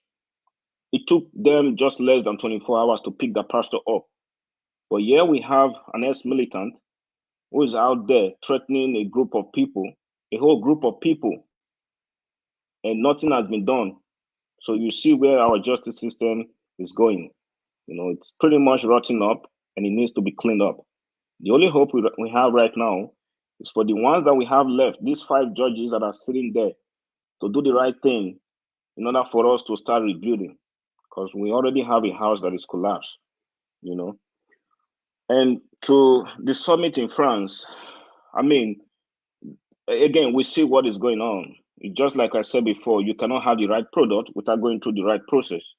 We have a president who's been dockside. I mean, they can snatch it, run away with it, do this and do that in Nigeria. But once they leave that place, they become like a cold water when they get to Europe. They become like a cold water when they meet face to face with European leaders. They can't do anything. They can't say anything. They can't fight for our own people. They can't tell them face to face, we want something that comes out of Africa. We want to build our things our own way. We want us to be respected. They can do that because they benefit from these guys. And these guys are okay with this type of leaders. Macrons and the rest, they are okay with this type of leaders like Tinubu because these are the kind of people that let them extract resources from Nigeria, from Africa without opposition. So I believe for us to be able to move forward, we have to have the right person. And I think nothing is going to change until someone like Peter Obi will get there. I know he's also facing opposition from outside forces, from even Europe and in the US, because they just don't want people like Peter Obi. To be frank, they don't want someone like him to head a nation like Nigeria. They want somebody they can manipulate and move around. And I think, hopefully, if we can get this mandate, things are going to change. It's not just for Nigeria, for the whole of Africa. And we'll have someone that will be able to stand up for us and speak when we actually need them to do it. Thank you, Mr. Najawa. Let me not take too much time. I will let somebody else talk to us. Thank you, One Love. Thanks for your submission. God bless you, sir. All right, guys. Let's go to our usual. Let me ask for likes again. Currently, we have 479. Can we just complete it 500 before we move on? Yes, it's 48 now. Just 20 likes. I promise. Only 20. We just move on. I promise. Let's press on that like button, my people. Make on press and make on press. And currently is on 480. Let's take it to 500. 19 to go. 19 to go. Please, if you can hear my voice, do this for us. 18 to go. Thank you, thank you, thank you, thank you. Yes, we have 14 to go. Just 14. You're plenty safe. Just 12 to go. 12 to go, my people. Press them now. Press them. 11 to go. 11 to go. 11 to go. Press on the like button, my people. Press on the like button.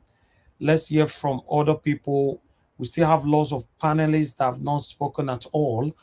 So you press on the like button. Let's continue to hear from our wonderful panelists.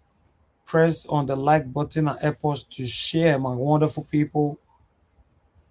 Let's go there. Let's go there. Thank you, thank you. Only five. Now only five, you remember. Only five. Only five. Only three. Only three. Only three.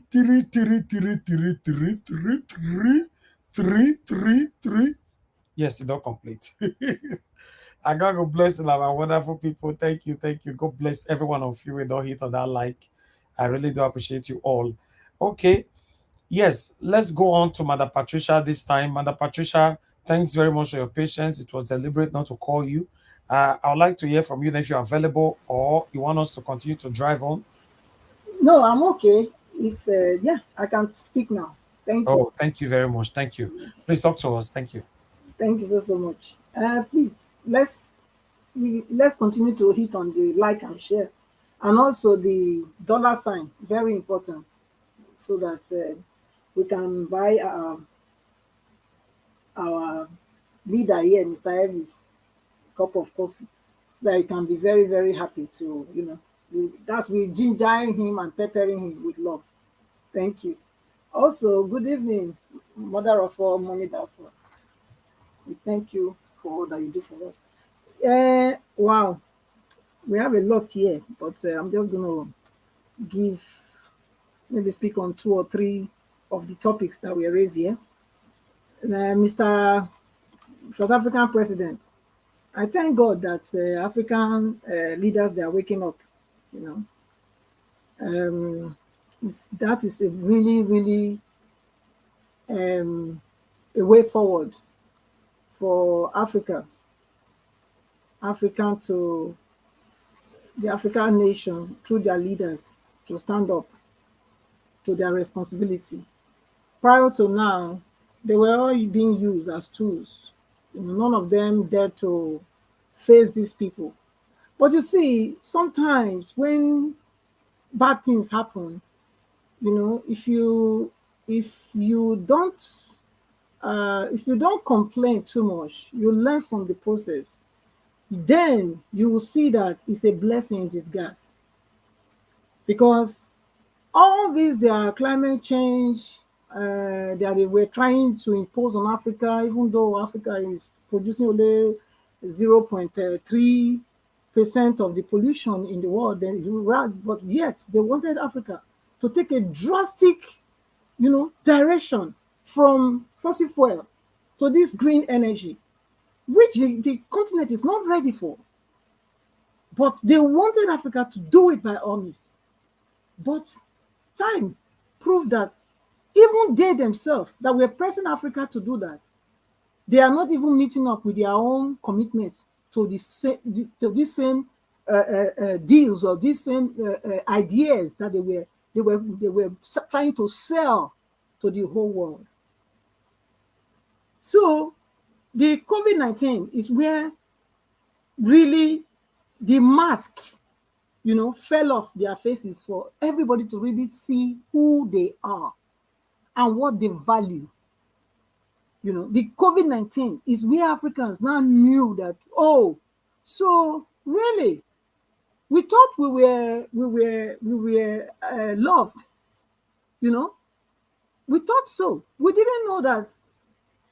So you value your lives than ours, because you heard him when he said we were met, Africans, when the African leaders came up to say, okay, we want to at least produce our own vaccine to save our people. We were met with heavy hindrance, a challenge by these people. They said never. Yet they were not giving the vaccine. Yet they didn't want them to produce their own vaccination. Even in Nigeria then, if you remember, there were some doctors that came together and they produced some medication for it. They said they would not approve it. Madagascar, even made some herbal treatment from herbal product. They say they will not approve it. So which means, and yet you were holding the so-called vaccine, you were not giving it to them. So what do you want them to do? You wanted their people to buy. So that was where the African leaders came to understand that they were a target. That was the eye opener. Because before, they don't dare to talk like this. They don't dare. None of them. They don't dare. And you can hear it from me. He said, we believed you people. We had always been believing you people. We always have been believing.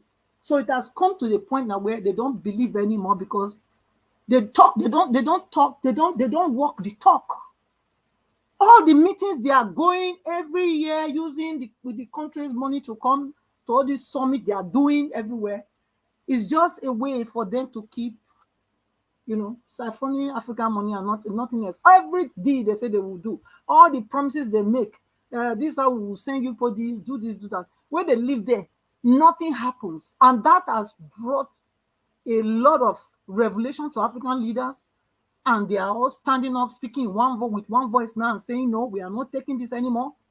If you are coming to tell us what to do, and you are telling us this is the way, and this is what your contribution to it, yet when you live here, you don't do anything. We too, we are not going to be going that direction anymore. I pray they get it fully, because the fact that he was still asking that they should bring some help with the generation of the dam in Congo. What they should be doing, the African leaders now, is that they should come together as a continent, and develop the place. Like that dam, that river, in Congo, is big enough. It can generate, according to what it says, it can generate light for about 15 countries in Africa. So you can imagine if they come together and do this thing without this borrowing of money from these people to do it. They can. They have all the materials. It's just, all you need to do is get people in. Okay, with those ones, you can pay them with raw materials, if so. But then at least you don't need to hold anybody. You don't need to take any loan from World Bank or EMF, whatever. Then it's yours. That's what they should get out of this, asking them to help them to do that.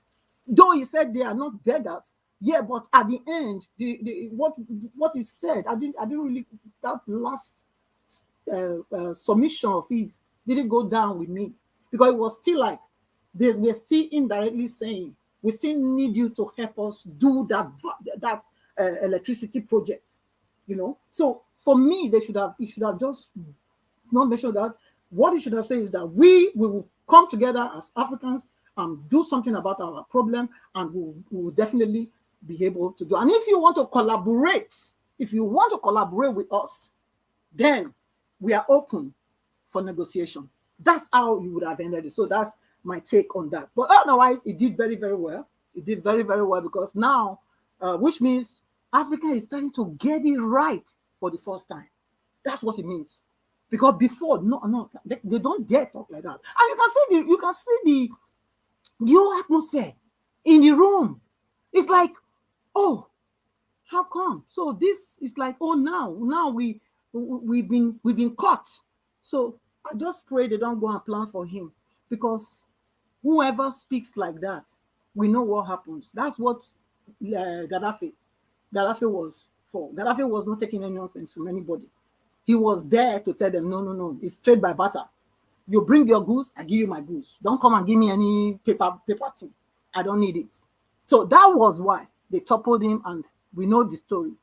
Michael Magofule, that one too, we know what happened. All right, you spent so much time on this particular topic, yes. madam. Yeah, but it's a very, very interesting topic. Okay, all right. Yeah. Except you want to talk only on this, right? Okay then.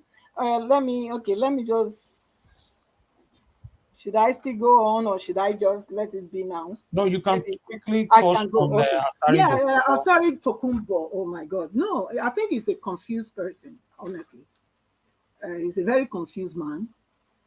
For him to be a couple of years ago, he was yearning and clamoring for Biafra, and then suddenly now, just how many years down the line, he's something else entirely. That's a confused person there. He's very confused. I think he has identity problem. You know, I think that's what is wrong with him. But notwithstanding, he needs to be tamed.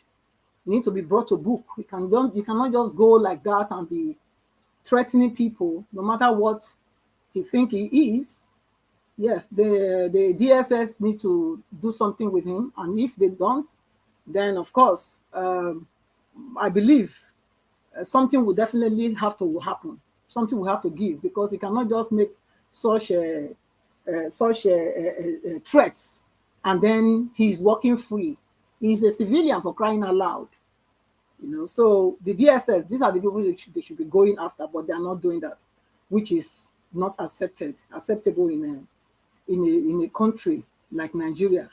And then looking at the tribunal, I still believe we have enormous opportunity before us. So I wouldn't go that way of being negative. The judges, they will have to do the needful, because if they don't do the needful, which means there is no Nigeria, because the Constitution, they have to honor the Constitution. The Constitution is what they sworn to be loyal to the Constitution when they took their oath. So they cannot now bend that Constitution. Otherwise, they want to set their whole nation ablaze. And I don't think they want to do that. I mean, I think they are sensitive enough to know that the whole place now is tense. And any wrong judgment here will just be the one that will break the camel's back. So I believe they will do the needful. Thank you so much, Mr. Elvis. I yield here. Thank you. Thank you, Madam Patricia. Thanks for your submission. God bless you. Okay, guys. Make una press the like, or make una press the like. I know say I talk, say I not go ask again. And I know say when it comes to like, I'm never satisfied. Okay, wonderful. It's currently on 5:16. Continue to do that, but I'm not gonna stop by calling on the next panelist. So let me move on. I'd like us to hear from okay, it will be okay, Mandarita. Mandarita, it's good to have you on the panel. Thank you very much for joining us. Good evening to you. Good afternoon, no, good evening. I thought you forgot about me. No, I know now step by step to the one here. Thank you. And Mr. Elvis, good afternoon. Good afternoon, everyone. Mama Diaspora, Madam Patricia. I love you all. Happy weekend. Same to you. Welcome. Mr. Elvis, I don't think that you will have stopped Madam Patricia, with all due respect, when she was actually trying to explain what is going on in the African sense, because Nigeria, there's some connection with Nigeria. And, for me, I don't know, I came in late. So based on what I've heard, I think you guys are talking about what Cyril Ramaphosa was talking about. And I think you have something on screen that says the Ohanese is saying we give DSS 48 hours. I think those are the two topics, or is there more? No, that's it. Oh, great. Okay, I'm not really going to talk much about the overfed orangutan, Asari. Mr. Felix said something. I think that's when I came in. He was talking about, he said Asari has like karma is gonna get back to him. Sorry, I just want to correct it. He's already facing karma. Haven't you seen how rotund his belly is? It's swelling. You think he's comfortable? He can't even speak. He's fighting for breath when he's talking. So he's under some form of karma. If you guys don't know, I see it. I don't know. Anybody who is in the medical field will see that man is very, very unhealthy when he's talking, like he's trying to catch his breath. So he's actually facing pain as he's talking. So whatever it is that he's saying, only God that will give the final judgment. But me, because this is social media, I don't want to say what I want to say. But he's already facing the karma. That his belly will be bigger than an orangutan. It will be bigger. It will be actually the human form of an overfed orangutan. So he's actually facing some pain and karma, as he's living. So Ohanese speaking out, I think is making not be like say, the respected Igbo group doesn't say anything about that overfed orangutan. So it is good, and I'm happy that they have spoken up. So at least, the my Igbo brothers and sisters will see that, okay, this revered group, pressure group, they're actually speaking on behalf of the people, even if we know that the federal government is not going to do anything. Nigeria is a jungle, as it is, and what happened in the jungle, and what we are seeing is like, the crazy people, with all due respect to people with mental health, the people who are not okay have taken over the asylum. And we all know what an asylum is. People who are not mentally stable, that's what they say. So they have taken it over. So what do you expect? Chaos. You expect impunity. You expect people who come and say what they like. Everybody's running on autopilot. That's just what is going on. So let it be like nobody should be expectant, that this fraudulent administration will do anything, or the so-called DSS or SSS or whatever it is that you want to call them, the security agencies. They ain't going to do nothing. Even if they don't do anything, it's just going to be ice water and to fizzle out like Andrew Liver's salt. The same thing, Emefiele. Nobody's going to jail. You don't understand. Nobody's going to jail. Okay, they handcuff you, everybody shouting hallelujah. A handcuff you, what happens next? Is he going to go to get prosecuted? Of course not. So we're in the same, the mad people have taken over the asylum. So it's a merry-go-round at their own path. So we should not expect anything good from this administration. But thank God for Ohanese. That's a responsible thing to do. And any responsible person who is talking against what this overfed orangutan has said is the right thing to do. So going forward, Nigeria Watch, please, you have to be very patient with me. I know you were kind of admonishing Madam Patricia about, talking about Africa and all that. We have to talk about it. And I just want to say, please be very patient with me. Now, regarding the speech about Ramaphosa, let me just say it. All those African presidents, all of them should enter house. There's nothing to be proud or happy about. And I'm sure some people will be surprised I'm saying it. Information is key. Understanding is key. Everybody needs to understand what is going on in the world right now. What just happened in that conference, right? We need to understand it. I'm not going to praise any African.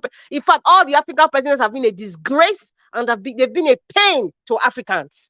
They've been a shame to Africans. I wouldn't even say, it would be very disrespectful, because I'm talking about Mandela is dead, Tamon Sakara, the other great African leader, Nkrumah, and all the great men, that have served Africa as leaders. I'm not talking about that generation. I'm talking about the ones that we are seeing now. At least I'm saying from the 90s now, from the excluding Mandela.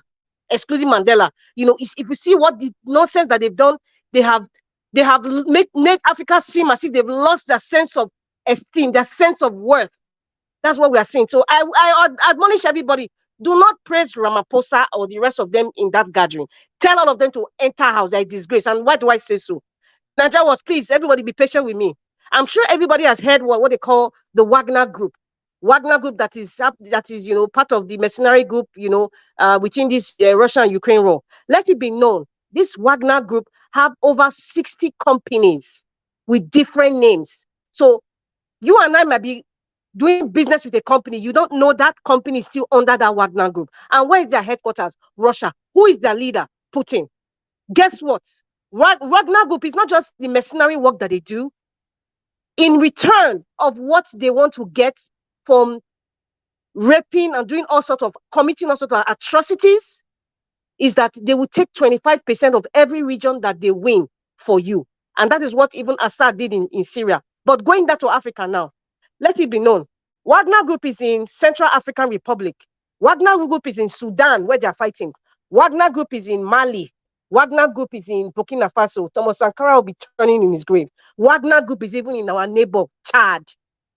And one thing that is significant with them, like what they did in Central African Republic, is they have taken over, they have the largest gold mine in Central African Republic. Who signed it? It's not African presidents. Now, this Ukraine war now that is happening. So because South Africa now, headed by, the so-called BRICS that is happening now, this Ramaphosa, they went to meet, what's his name? Mr. Putin. Now, Putin is not giving them liver. That's why he's talking like this. He has given him some expo. He has given him something. Putin has given Ramaphosa some expo of what to say. He now brought the issue of the COVID. Oh, people are there. You guys kind of blacklisted us. They're giving us the crumbs. He now brought issue of, they want to be part of the group. Why is Putin gathering all these people? Because he's trying to convince a lot of countries, to devalue the dollar So what he's going to do is like you are trying to poison somebody's mind and giving somebody reasons why you have to sell yourself. You have to give information why you have to be on my side. That is what he's playing. And Putin played that. He's playing that role, and he's telling the likes of Ramaphosa and say, this is what you should tell them. This is what you should say. They're not giving you this. They're not giving you this. They want to take charge. America want to take charge. Britain want to take charge. This. But at the end of the day, it's not in the interest of Africa. Why? If you notice when Ramaphosa was talking, the only thing that he said, oh, I visited Putin, I visited Zelensky, and I said they should open the Black Sea so that grains and fertilizers would come in. Who is blocking the Black Sea, people? Is it not Russia that is blocking the Black Sea, the ships from coming to bring grains? Why did Ramaphosa not talk? Are you guys opening your mind now? Why did he say that? How can somebody go to another country to invade? It's like Benin is not saying, I'm going to go and invade Delta States, Edo State, and because we were together before. And all of a sudden, I will not defend myself. Of course, Delta State will defend themselves. So he's not even talking about the fact that what Russia did is bad. He's not talking about that. The Black Sea that he's claiming, that's what they discuss. Who is blocking the Black Sea? It's not Russia. So what this Wagner group is in, and when they come to your country, they don't come under the name Wagner group. They come under a different name. You see all these people that are protecting some African presidents, you see them in cover face and all that. All those people that are part of it. It's a big cartel. I say they have over 60 companies still under the Wagner group, and every mine or any region that they can help you take over, they take 25%, and that is why in Central African Republic they own one of the largest gold mines in Africa. They have their own armor tanks, everything. Who signed it? It's not an African president. Now that they're going to chat, get what is going to happen. I pray it doesn't happen. They might go to Zamfara because they're going for the gold over there. But you guys don't know. So all these African presidents, let them enter house. When Gaddafi was talking and saying we need the African Union, or Africa need to have one currency, you think they just took that man out for nothing? This so-called Russian, this is history playing out. If you read the history of Patrice Mulumba of the former Congo now that is still in chaos right now, what was one of the reasons why that man was taken down? Why? They said he was colluding with the Russians. When he needed protection and help, where was the Russians? They left him. So Putin is going to leave all this Ramaphosa, all these other people. I pray they are, but in fact, I know when my president Peter Obi come, he's not going to deal with all this nonsense that is going on. So as we are looking at it like it's other people's wahala, they're already near, or they're in charge already. They're in charge. They're in charge. And what does that tell you? That is close to northern Nigeria. So if you see certain things happening, it is more than what we are seeing. It is more than what it's. We're facing serious, and that's why we have to be involved. We are facing serious issue. These are African presidents are not doing well for the region. So I would admonish, please do not praise Ramaphosa. Ask him, why don't you admonish this Putin that is causing wahala in the whole world right now? Why? Because Putin has given you some information to say among the Oyibo people in the EU, and then you're not talking, and people are not saying that, oh, he spoke. We speak where? Ramaphosa is only for himself, just like many of all these African presidents sitting down there. They have made the region just seem like we are beggars. He's not still mentioned the 100 billion that was saying that they did not give him. When you listen to some certain leaders and they start going around circles, I'm sure some EU people, even Macron, you see the way his face was like, when you have so much information and the trick this person is playing, it's like, and you cannot talk, it might come out in your face, like your face is going red. You don't have to show you're angry. You just have to show as a leader a kind of straight face. And I think a lot of people, they have even the IMF, they know everything that is going on. So please, I beg, I'm not going to, please, nobody should praise. Listen, there's so many documentaries, there's so much information out there to understand what is happening. And I pray that Nigeria will not join it because we are greedy. And that's one common denominator with African presidents. Greed, excluding the one that is, what is it, Rwanda? I don't know much about him. I'm still looking at him, but it's a shame that in a country like Burkina Faso, where Thomas Sankara was the one who was talking about Africa first, and let us produce our own. That young man that I thought that had sense, that removed France's influence, has now brought Wagner Group into Burkina Faso. So what does that tell you? They're selling us out. These people are selling us out. We don't need to praise them. They're not doing well. They are not doing. Madam Patricia, he said something like we should start thinking of producing our own because we have all the resources. We have everything. This cell phone that we are using, all these gadgets, Apple and Samsung, like where are they getting the raw materials from? If not Africa, nothing will work. That's the truth. We are just being continually raped, continually. I am not praising any African president now, because until Africa gets sense, I'm not to praise anyone right now. They are not doing well. They are not doing well. And we need cleaners to clean Africa and remove all these people, that all these great grandfathers that they're just sitting down in, like in a beer parlor, making decisions on behalf of generations, selling our minds, selling our resources, making deal with foreigners. This is life, and they're making billions. These foreigners are making billions, and then they give them their cut. And what did they do? They don't even invest the money in Africa. They carry it to Europe. They carry it to America. What is everywhere? They are going into Africa, and they're actually facing most of the francophone countries right now. And they're coming to Nigeria. Chad, they're already in Chad. They're already in Chad. So, Mr. Nigeria Watch, I'm going to end it here. I don't know if there's another topic that I'm missing or something else that I need to say, but people just need to get educated about what is really, really happening behind the scenes. Thank you. Hello, Mr. Nigeria Watch. Engineer Ken, don't sir. Hello. Oh, yes, sir. Just hello. No, Okay, let nice. me Ask your question. Engineer Ken. I wanted to ask historical Okay, yeah, question, go ahead. please. Go Yeah, ahead. you can go ahead, sir. Go ahead, sir.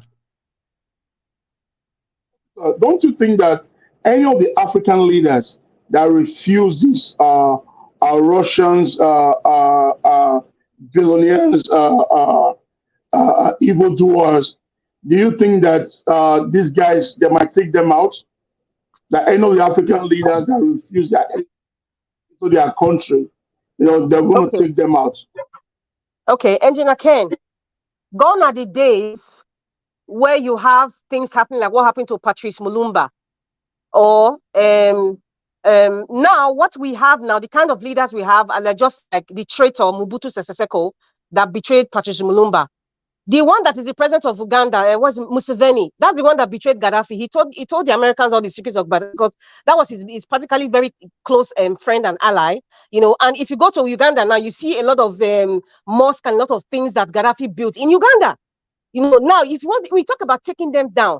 Like I said, it's when in different generations, what they do is either they oust you as a president. They bring certain things, influences to confuse the people, the political and terrain. They influence it, and you are ousted out. Nobody takes you out completely these days. That's just not all. What's come to was taking the international court, and they put a lot of allegations and lies against you, just like what they did to what's his name, Saddam. At the end of the day, everybody falling. It's just the same old thing. Nobody takes anybody out. But see, we need to get some balls. African leaders, you need to get some liver. Sorry for my language, not balls. We all need to get liver at least. Even if we have like an African female president, that's why I don't want to use the word bald. Everybody should need to get liver. And if we come together as one, listen, it's just like you have a broom. If you carry our native broom, if you bend it, there's none of the sticks we can break, because we are together. But if you take one stick of the broom and you just bend it, it breaks very easily. So if African leaders put self-interest aside, if African leaders put personal interest, aggrandizement, greed, put it aside and say, you know what, let us act as true AU, African Union. Even the aspect of ECOWAS should even be pushed in one side, because so far, ECOWAS, the only thing that's common is ECOWAS passport. There's nothing to me that has helped with all of us in West Africa. I don't know about you, but I haven't gained anything from West Africa apart from the green passport that is showing ECOWAS. Nothing else. Nothing else. So they need to come together, take out all these Central African group, ECOWAS group. Man, go to AU. Everybody come together and make a decision. And those decisions will be like any African leader who comes out of our decision, we will deal with them decisively, the African way. Then you will see Europe will now sit down well. North America will sit down well. Britain will sit down well. But now that this one is half year, they look us like, Macron doesn't look there like, all this wonderful thing they said, that after this one, they'll make a deal. They'll pack all their money. It's okay, don't worry, we'll carry your money to Swiss bank. Don't worry. We'll arrange or we'll give you safety for your family. But what is going on now? All of them should enter house. I'm just trying to be very nice by saying enter house. All of them. They're not taking anybody down. What's come to worse, they remove them from seats, from power. We have about four major problems right now in Africa. Number one, America, Europe, with these Russian mafias, and also China. These are the Okay. four major money bag countries that we have problems with right now in the whole of Africa. Yes, I You would see, not deny that it is not. I will not deny or deceive everyone to say it is an easy task. It is not an easy task. Why did I say so? Because they have mortgaged a lot of the resources and institutions to these foreigners. It's embedded in the system. When you see them, even in their embassies, or you see them with pictures, see any country that Wagner Group has entered, trust me, they are praising. I've even seen some cartoons in Russian language praising Russia, carrying the Russian flag. Any African country where the Wagner Group has helped them, or made a deal with, that is what they are doing. And it's not now they started. It's been going there for years. Africa right now, China. Of course, we know, see the Gambia, one country, they've taken over their mining or their shipping. The entire, it's just like one country will just take over a Papa seaport, all the seaports in Nigeria. Do you know what that means? And it's not today, it takes generation. And then you not see American as it's okay, we're not giving you any um armory to fight or whatever against your enemy or whatever. And then they are the ones that are giving you the technology that are giving you is just for you, and you feel important. See, we are just too gullible. Over the years, see, we just need strong people like Thomas Sankara again. I don't know if God is going to bring those kinds of leaders, at least even if for 5 African countries, Nigeria being one of them. Trust me, the tides will change. They've embedded themselves in our system so much. Look at Benin City now. Look at those states. What did the governor do? It's not Chinese people are taking some part. Look at Lagos, Port Harcourt, name it. All these oil companies, all these things. It is good to do business. Don't get me wrong, with other countries, but at what interest? So over decades, they have come in. They've infiltrated the system, the political system. It is going to be a very difficult task. Let us say, I'm just saying it as it is. It's going to be a very difficult task to actually win off these people. But we have to start from somewhere. And number one is awareness, education. That awareness and education, they will now understand what we are dealing with. Before we start thinking, okay, where can we start to get the drawing board, all the technical know-how, all the, all the intelligent and brilliant Africans, even if the one in diaspora decided not to get involved because of one reason or the other, the ones who are actually there now, what are they doing? So that's why electing leaders is so important in Africa. And the influences from the external forces is so much that it's actually affecting African political system. That's the truth. It's going to be a very difficult task. Even this Agbado issue right now, the foreigners are involved. As I think somebody said that they will never allow Peter Obi, but you know what? When we make such statements, we also, we don't want to obliterate or remove that thought of we are hopeless. No, when you make that statement, I look at it as like an awareness. But however, you can also say that, okay, this is where they are coming from, and this is why we need to put this man. And even when this man comes in, Peter Obi, my president, comes in, he has to also have the knowledge of the tricks, the wins and the caprices of all these people, because every crevices of Africa where there is natural resource, that is where all this, it's not just a Wagner Group or Russia, all of them, they all want to be part of it. The diamond, the gold. Ramaphosa, God knows what he has signed with Russia, with the South African diamond and their resources. God knows. But we all have to come together at some point, and it starts with leadership. Africa has a serious deficit of true Africans. It's not about the black skin color. It's your ideology and your mentality. We have a serious deficit of it. It is lacking. That's why we will talk and talk and talk. Another Cameroon will bring another one that served 38 years. Agbado, and then some people will say we should move on. In fact, let me not get angry. Let me just stop here, because if I talk about this move on thing, just like the other thing of yesterday, that bloated woman that was saying nonsense yesterday on TV. I don't want to even get angry again. Nigeria Watch, I'm done. Thank you. She say, fear not let me talk. You say I talk for Mother Patricia, or make I not dare talk for your own. I can't go right. No, Nigeria Watch. Yes, sir. Yeah, just to add to what she just said, it's let us not clap for Ramaphosa, because he is the chief sellout. Did you know the same Russia, Putin, right? Talked over him when they went, I think on the 18th, when they went to tell them to clear the road for wheat to come to Africa and the rest of the world. As he was, giving Russia a reason to do that, Putin got angry and talked over him and telling him, you have been misguided. That's what Putin did to this person who went to France to become champion. Look, let us not be happy for what he said. What he's doing is fighting the war for Russia. It's as simple as ABCD. I'm sorry that I'm speaking now, but I didn't know how I skipped it, But that is the actual thing Ramaphosa is doing. He is on the side of Russia, and that is what he is portraying there. And if you look at the people there, they are the people who are not on the side of Russia. So he's coming there to talk tough. He didn't mean it. He is one of the first sellout to Russia. So, I mean, his words might sound good, but if we read into the into meanings of his words, I'm telling you, he's not speaking for Africa. Thank you. Now, wow. The thing that they surprised me, myself, I don't confused now. Let me just say this quick. Mr. Elvis, you can check it online. I'm telling you this. I watched it. You see how Putin disgraced him. Wow. Mr. Elvis, the new oil, the next. Hold on. Somebody was before you. Is that One Love? Oh, yes. Go ahead. I was just going to pitch into what I think Engineer Ken, I'm not sure, I believe. He said there were 4 problems in Africa. USA, Russia, nation China, and I think one other country like that, I believe.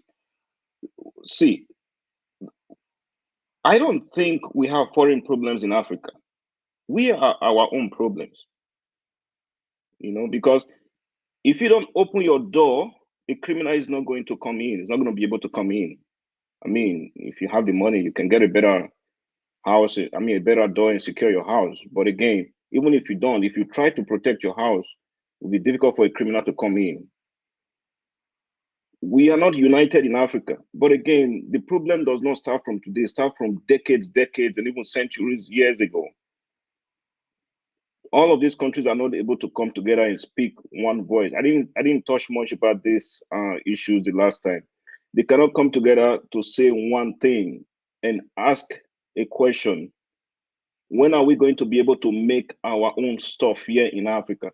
When are we going to be able to produce our own? Why do we have to depend on Ukraine for grains when we have vast amount of lands in Africa? Why do we have to wait for meat to be exported from whatever it is before we can feed? When we have lands that can be cultivated and feed our own selves. Now, Gaddafi was planning, he was working towards all of this stuff, but they took him out because they know that once we stand up as a people and become independent, they won't be able to infiltrate us again. But my only question is, I don't know if anybody in the panel can answer this. Why are we not united? Why? Because if we are united and stand strong and speak one voice, it will be difficult. Why do we have to borrow money from Russia? Why do we have to borrow money from France? If we can trade within ourselves, sell oil to Egypt, Egypt sell to Angola, Angola sell to the other country, and keep that money in Africa, and even have one currency if we can. If you are coming from the West to buy or to do anything, then you will know that you are coming to deal with us graciously. And we are not going there to beg for you. If we can't get vaccine from the West, like what the president said, why can't we develop our own vaccine? If it takes away our people, let it be that this thing was developed in Africa. We did not get it right. We have to try again to develop another vaccine, even though more people were dying from it. Why do we have to import vaccine from the West? Why do we have to wait for the World Bank or whatever health organization to approve the vaccine before we as a people can come together and say, this is what we develop. We are going to use it here, whether it worked or not. Just like what Obi was saying, this is Inosumoto. We are going to use it. Whether it works for us or not, we are going to use it. Because whether you like it or not, Toyota or Lexus did not start working from today. Somebody started from a place, they started building it. They failed many times before they become what it is today. So my only question is, I don't know, anybody in the panel can answer. Why are we not united? That's what I want to Answer know. that question, sir? May Yes. I answer the question? Go ahead. Okay, thank you. I think this is my opinion. The reason why we are not united is because we have been injected with the virus of colonization. And what comes out of colonization? You lose your sense of worth, your sense of self, your beauty, and even your esteem. African leaders have lost their sense of esteem. And that is why there's so much dependence from the West. Dependence in they want to create a vaccine, or they want to change their processes, or they want to change their political space. It's like somebody is telling that your hair is beautiful, your natural hair is beautiful, but you have this esteem that has been degenerated over the years, by TV, your friends, even within the family, to tell you that you need to have an artificial hair. What does that tell you? It's a sense of worth. You don't believe that you are good enough or your hair is better. You don't believe it. So African leaders, including Africans, because it's unfair. I mean, what produces African leaders? It's Africans now. Come on, right? We are the one who elect these people and support them. We have the supporters club, So, that's virus of colonization over centuries has made us not feel some sense of worth, or that we can do it. What if you really think about it? Some Africans that leave Africa and they go out and they go to the West, they do amazing things that even the world is benefiting from. So why didn't that person flourish in their hometown? The system possibly pushed them. The system where they went to saw their value and gave them some sense of worth, and that produced the intelligence and the creativity that they had. Like for example, when in Nigeria, there's no incentive, to even encourage you. Even when you are creating something, somebody from your family will even tell you, this one is a waste of time, I beg. There's no need to stress yourself. It's not going to work. There's no money. The government's not going to support you. All those things come into play. So that's why that is what is wrong in Africa. That is what is wrong with Africa. And listen, it's not just leadership, even within the homes. Are we not talking about tribalism? Those days, in talking about Benin, the Great Benin Kingdom, or your empire, and all those empires you're talking about, nobody ever told them what to dress. Nobody ever said, okay, you cannot build moats, you cannot build street lamps, like what happened in the Great Benin Kingdom. Nobody told them that they are not, warriors. You have people like Asoro, they believe they were warriors. They believe that they don't need the white man or any other person, to fight for them. They didn't believe in that. Whatever trade that they did, it was trade, and it ended there. Nobody dare tell me that I cannot do something because I need the Portuguese permission to do something. No.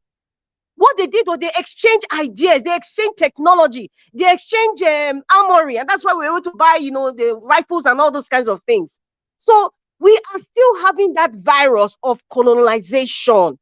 That's what is happening to Africa. Take it or leave it. No matter how old you see Ramaphosa or one president right now, and you think that they know it, okay, they are very independent. No, it is very few people that God brings in certain generations, like Thomas Sankara, for example. Everybody needs to go and listen.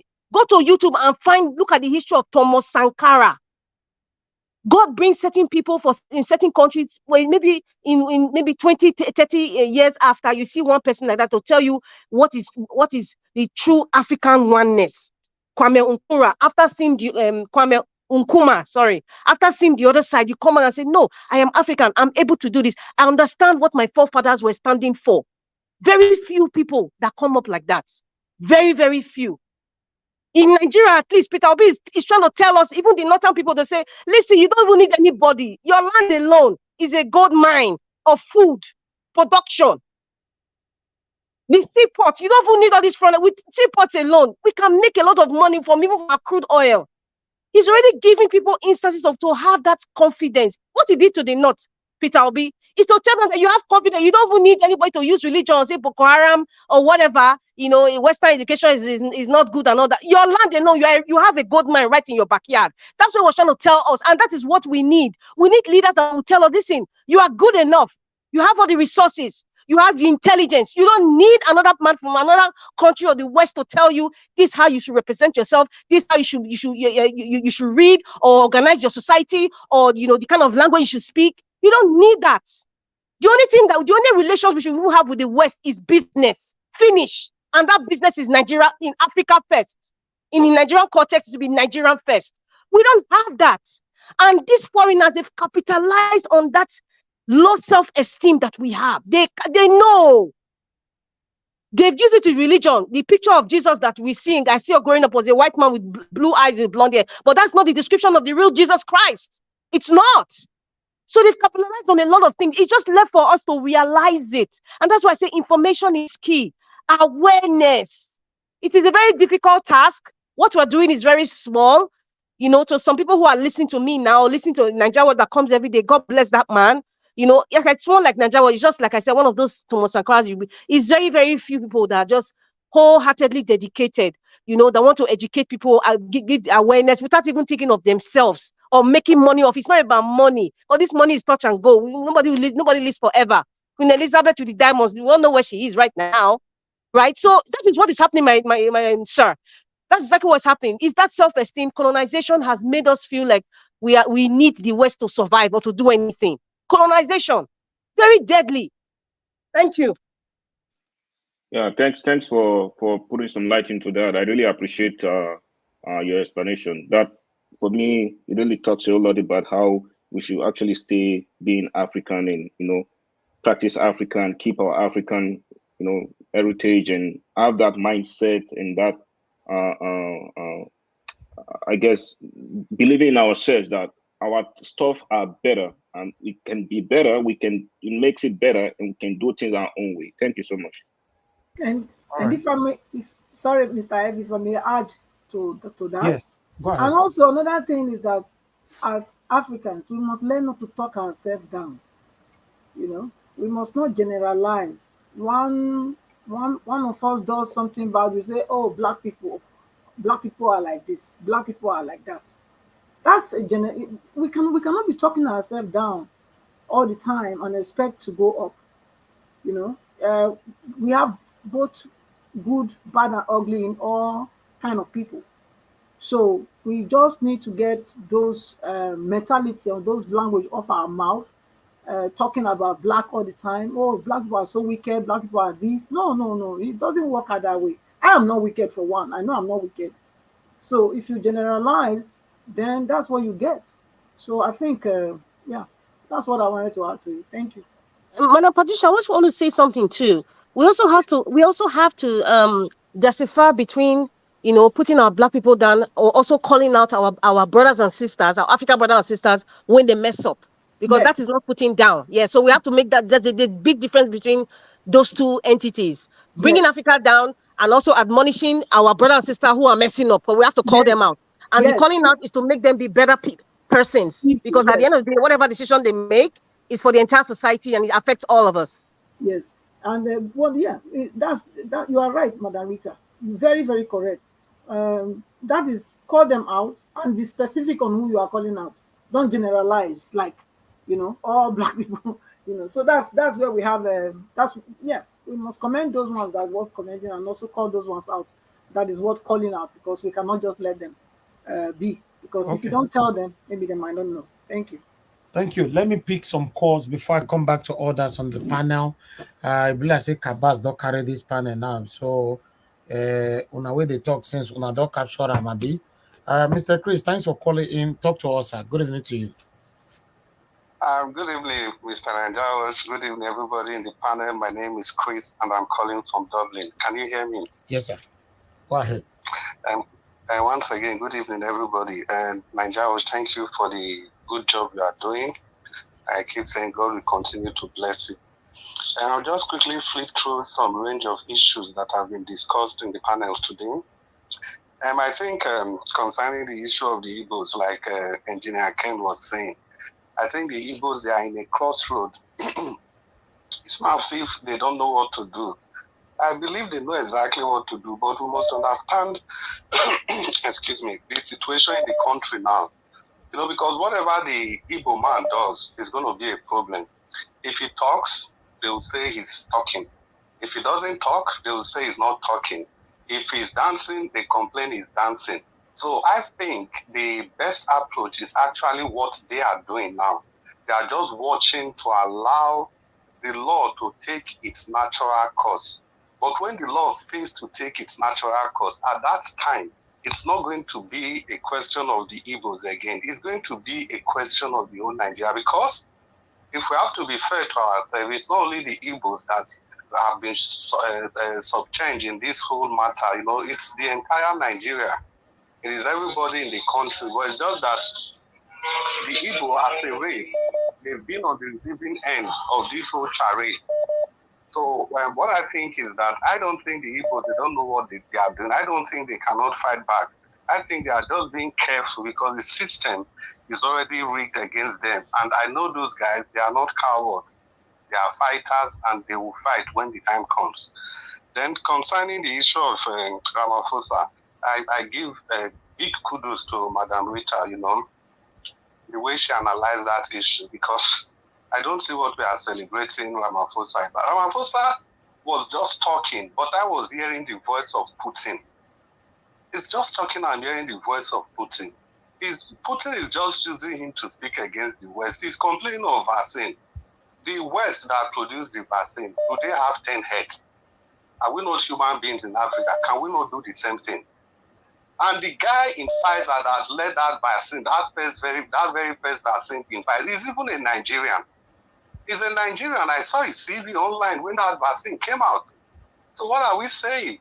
We are the one responsible for ourselves. He said we are not going to go cap in hand to the white sector, but at the same time, we are crying for vaccine. Can't we produce ours? Are they holding us back? Are we all not human beings? We can say anytime that civilization started from Africa. So how come we are looking up to the whites to give us vaccine when we are at the same time we are the ones jeopardizing our own success? You know, so I don't think Ramaphosa is speaking because he's bold. He's only talking through Putin. Putin is talking through him. And we really need to be careful. The West, the Russians, all of them, none of them like Africans at all. We mustn't make it look as if it's only the West. But no matter how you look at it, the West will still get a fair deal from the West. How many of us have brothers and sisters that are Russian citizens or Chinese citizens or Indian citizens? We don't have those things. How many of us can go to those countries and just start working and enjoy the kind of freedom of speech, expression, and everything that we enjoy in the West? This is not to exonerate the West from their wrongdoings, but if we must form alliance, I believe the alliance we should form must be first amongst Africa. And we cannot allow ourselves to be used in the war, in the pawn between Russia and the West. We really have to be careful about that. And also, if I just go ahead to Madam Rita, I think I just have to disagree with you when you spoke about colonialization. That has been what has bedeviled development in Africa. I don't want to agree with you because it's not only Africa that was colonized. Many countries were colonized, and these countries, they have left the shackles of colonialism.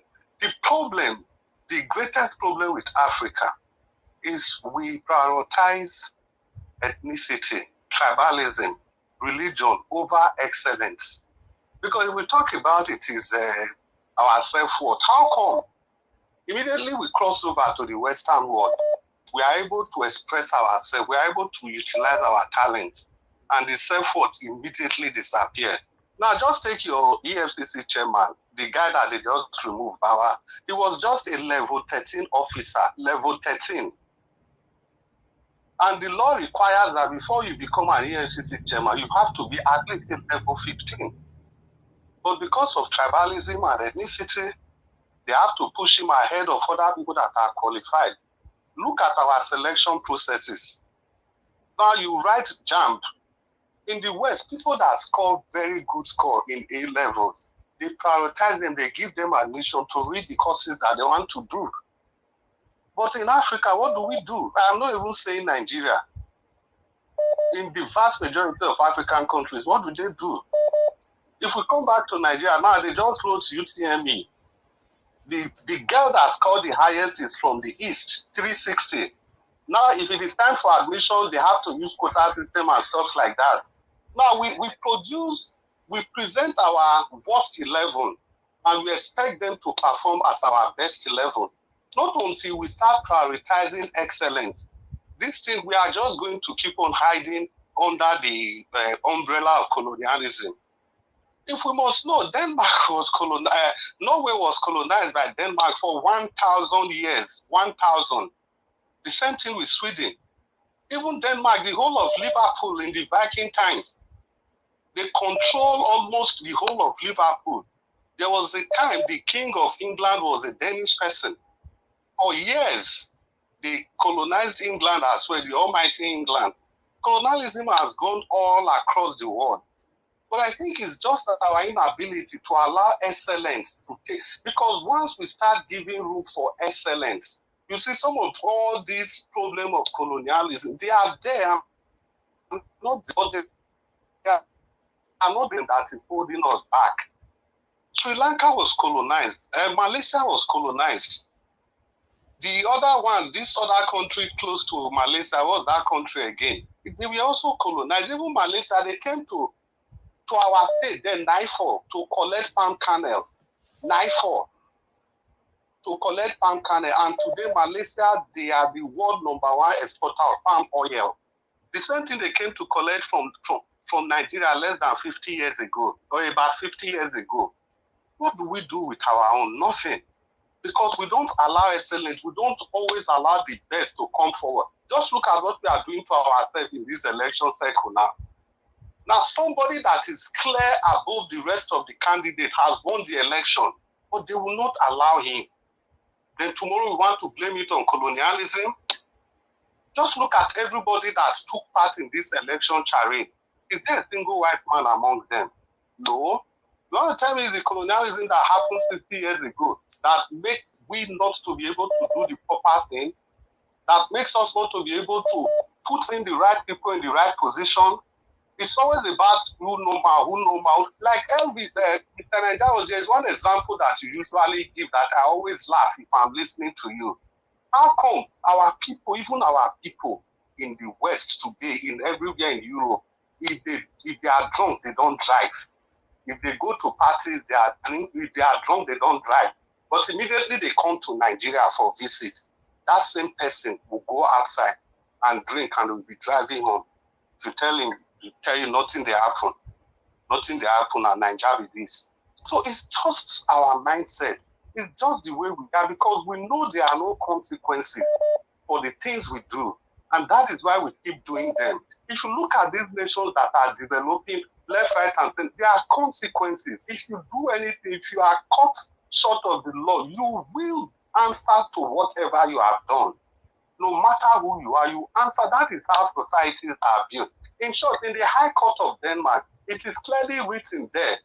It is written there. I think Madam Patricia is from Denmark. From the High Court of Denmark, it is written, med lov skal man land bygge. What it simply means is that it is only with law that you can build a country. That is what is written on there. That is why everybody is subject to the law. There are no laws for Igbos. There are no laws for Yorubas. There are no laws for Fulani. How come, like everybody will be crying about Asari Dokubo? But if one obedient writes something on WhatsApp, then everybody will start shouting on Twitter. Professor White Gebie will come out. The white seat, he-goated professor will come out and start calling everybody fascist. And that same professor is sitting down now since they made that draconian law in Lagos. He has not said anything.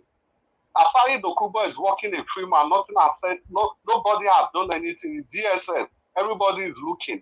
That is double standard. That is what has bedeviled Africa.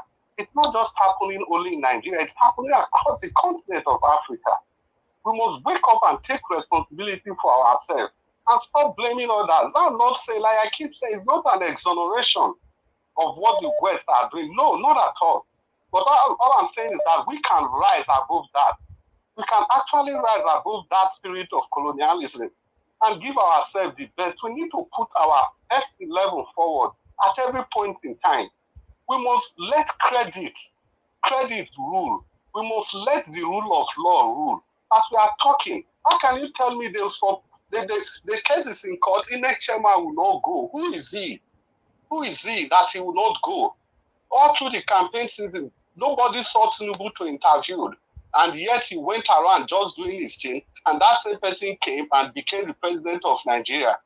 They switched up the IROV or whatever it's called, and nobody is being held accountable for that.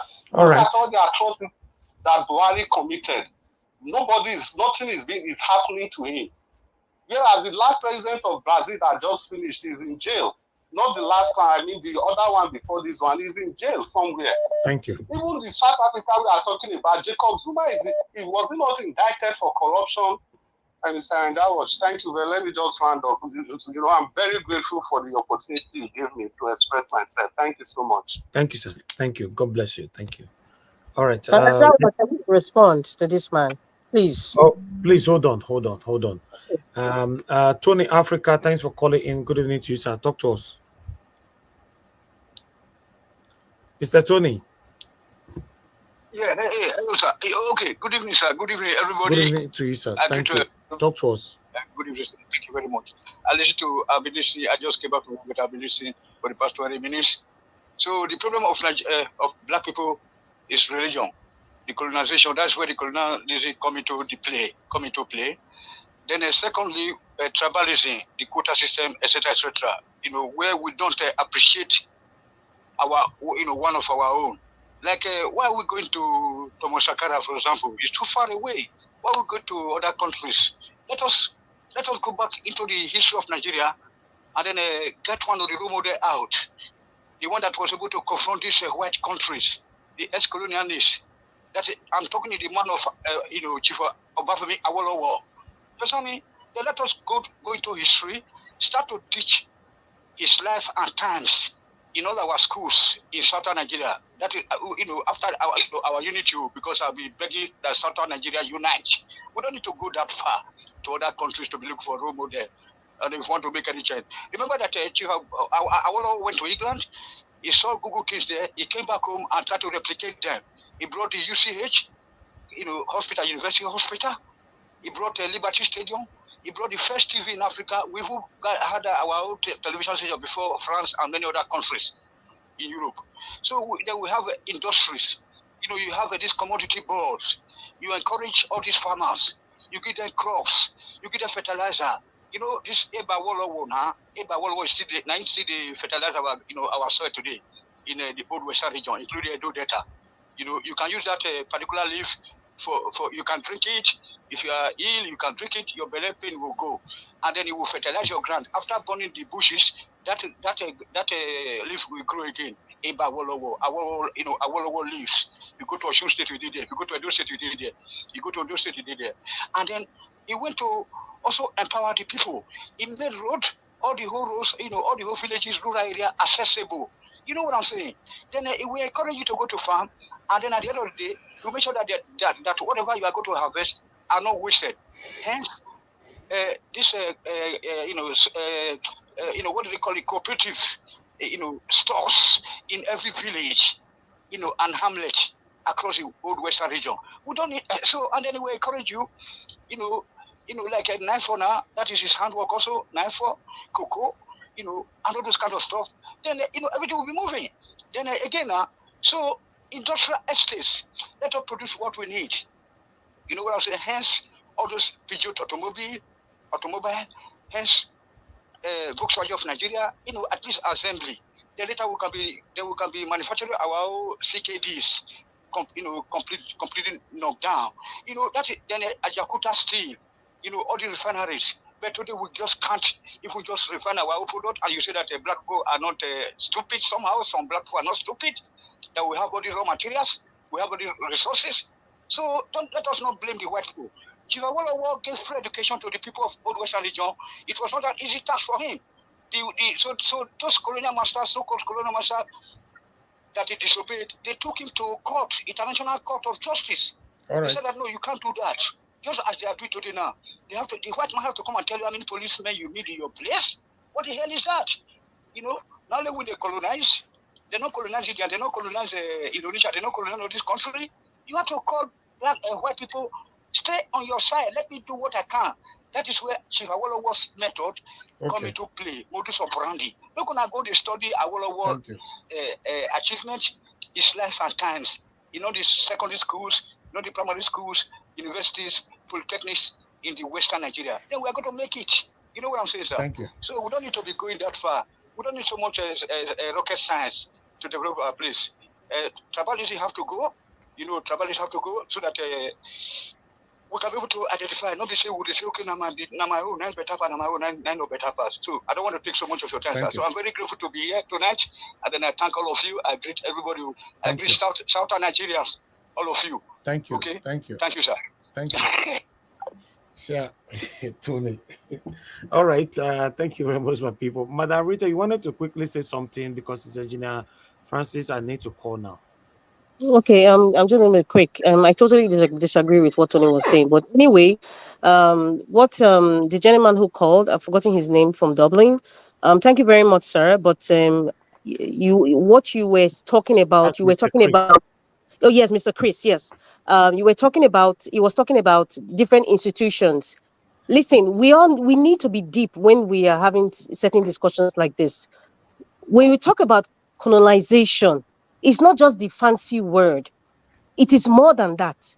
Everything that is humanly created evolves over centuries, evolves over time. Take it or leave it, Africans, we are still under colonization. It has evolved. Nobody is forcefully taking people anymore as slaves. It has evolved. And how has it evolved? It's not about other countries. The country that you even mentioned Europe and Denmark. I was just laughing. I mean, I know the history of all these countries. You're talking about little hamlets of country. You're comparing it to Africa, or if let's say Nigeria. You're comparing Britain, and do they have natural resources? Is Russia going there to take any natural resources? Why are they coming to Africa? There's gold, diamond, bitumen, everything. Why are they still coming to Africa? If colonization hasn't evolved, why are they coming to Africa? Why are they bringing in conflict all over the region? Why are they doing that? That's what you guys should be thinking. Please, my people, think very deep. Colonization is one of our major problems. Colonization is not just about taking slaves to go and work in the plantations. It is more than that.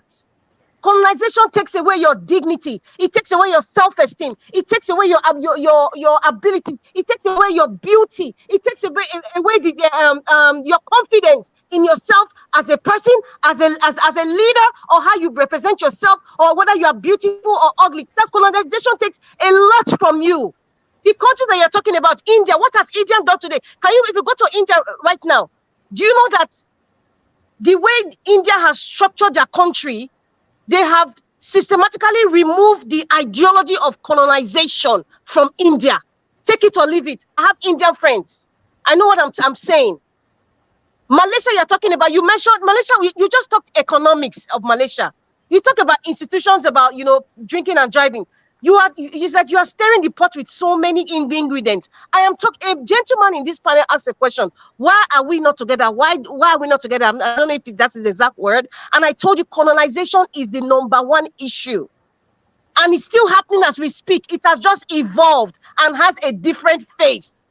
And also, human beings, our forefathers were not as greedy as the ones we have now. And so this West have capitalized on that because they've seen it time and time again. People betray time and time again. Look at the history of what happened in the past now. And still it's repeating itself, but it has a different face. And that's why I brought the issue of Museveni. I brought the issue of Gaddafi. I brought the issue of Patrice Mulumba. Look at all these Mobutu. All those are traitors. It is repeating itself. Ramaphosa is doing the same thing. These African leaders that went to meet, want to join BRICS now, they're repeating the same thing. And Russia is going to dump them. He's going to betray them. So that is the problem. It's colonization. We haven't taken ourselves away from it yet. We haven't. Take it or leave it. Don't compare other countries, because those other countries in Europe, you can't even compare Europe to Africa, because nobody in Africa right now is going to want to take a natural resource in Europe. They are all coming to Africa. Their companies are in Africa. Why is that so? That is the question. It's not about other people have been colonized before. Why can't we do the same? We are a unique people. Awolowo came, and Awolowo's ideology was basically tribal. It was basically tribal, and I think our forefathers, they don't know it all. I think they taught it as a way of, these are a conglomerate of different kingdoms in Nigeria. We have the Oyo Empire. We have the Benin Empire. There's so many. The Northern Caliphate, they had the Sokoto Empire. All those people, they had their empires. But Awolowo as himself, he thought, okay, let me improve my people. That is how his train of thought went. I'm assuming, that's how, and that's why, the development of the West is all Awolowo. But that doesn't mean that his decision will have been good for the South. So Awolowo's ideology was Western based. So I don't know if I can learn anything from that. Okay, he bought Coca-Cola. Do you know the deal he made with Coca-Cola and his family? So please, when we are talking, let us say things that is inspiring, that is in tandem with the modern times, modern thinking. I'm not saying that your thinking is not modern, but I'm just saying that we should actually think deep in the lines, what colonization has done and is still doing to Africa. And that's why we are not united. They have told us that there's something called tribe.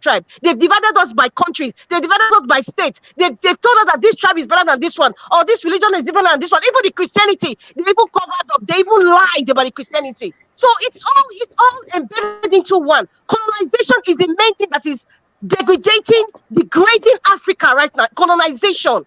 Thank you. Okay. Naija Watch, please, 1 second, please. I beg you. But people are waiting. God. Okay. Quickly, one minute. Okay. No, yes. I just wanted to tell you that I'm here. Oh, please, just 1 second. I sort of Black Panther, that's fine. Okay, please. I sort of align a little bit with what Rita is saying, because here in the state, the black shares still have some issues with unity. But I mean, for me to fully figure this out, does anyone know if this issue of unity has been there before the West came? Like before colonization, before the West came to Africa, did we have this issue of unity? Were we united then, or we've had this, problem with unity from day one? I don't know. All right. Maybe one or two person might answer that. Maybe Black Panther can answer. Yeah, when Can I? No, not Okay. now, not now. Okay. Just coming now. Hold on. Okay. Let me move on to Engineer Francis. Thank you very much for your patience. Before then, I'll come to Omashola. Engineer Francis, talk to us. Good evening to you. Good evening, Naija Watch, and good evening, panelists and everybody. With what Madam Rita was saying, I think it was one of the old Americans that said, when you subject somebody to slavery, you shouldn't worry anymore, because when he comes to the house, he will always use the back door. He will never come through the front door, because that slavery is now in him. So, like with that Ramaphosa and all those people going to adore the colonial masters, or in this case, I will call them the slave masters, that's showing. But there is one interesting thing. I don't know if you guys have noticed that the whole Africa is right very close, and they are waiting for one person, Peter Obi. He will start from Nigeria, of course, but the whole Africa is just looking forward to him. It's like we're there like sheep without any shepherd. And that is the shepherd that Africa is looking, because he will point every country and everybody into the right direction. Now, let's put that on the side. I have been battling with this thing about some people saying that Tinubu is doing well and we should let it be. I think people doing that should be careful about wishful thinking and versus settling for less. Yeah, wishful thinking. School loan. School loan is not free education. Have you gone through how they will recover those school loans? How many years after you call will now these loans become an albatross around your neck? If you want to encourage education, like Peter Obi will say, find some sort of grant, not loans. So that is another scheme on its own. And then, as if we are letting our wishful thinking push us into settling for less, nobody's even talking about the prices of petrol anymore. It's now settling at maybe $500 or $600, and how it is affecting everything else, inflation. In other words, things are worse than what Buhari left. Yet we are absorbing it, settling for less. Why? Why? And then let me take you guys back to, I mean, Nigeria, we shouldn't let ourselves be conditioned to this. Because I remember that time during Abacha. Whenever I go home to Nigeria and you walk out in the street, everybody you see looks like one, just a spindle. Like, what do they call it here? Slim Jim. There's nobody with any meat on their bones. The whole country adjusted to that. And now, yes, because of that experience, it's very easy for us to see a hard situation and handle it too, because we've handled that one. But consider what you are coming from. You are coming from where fuel prices was 180 something to now almost 600.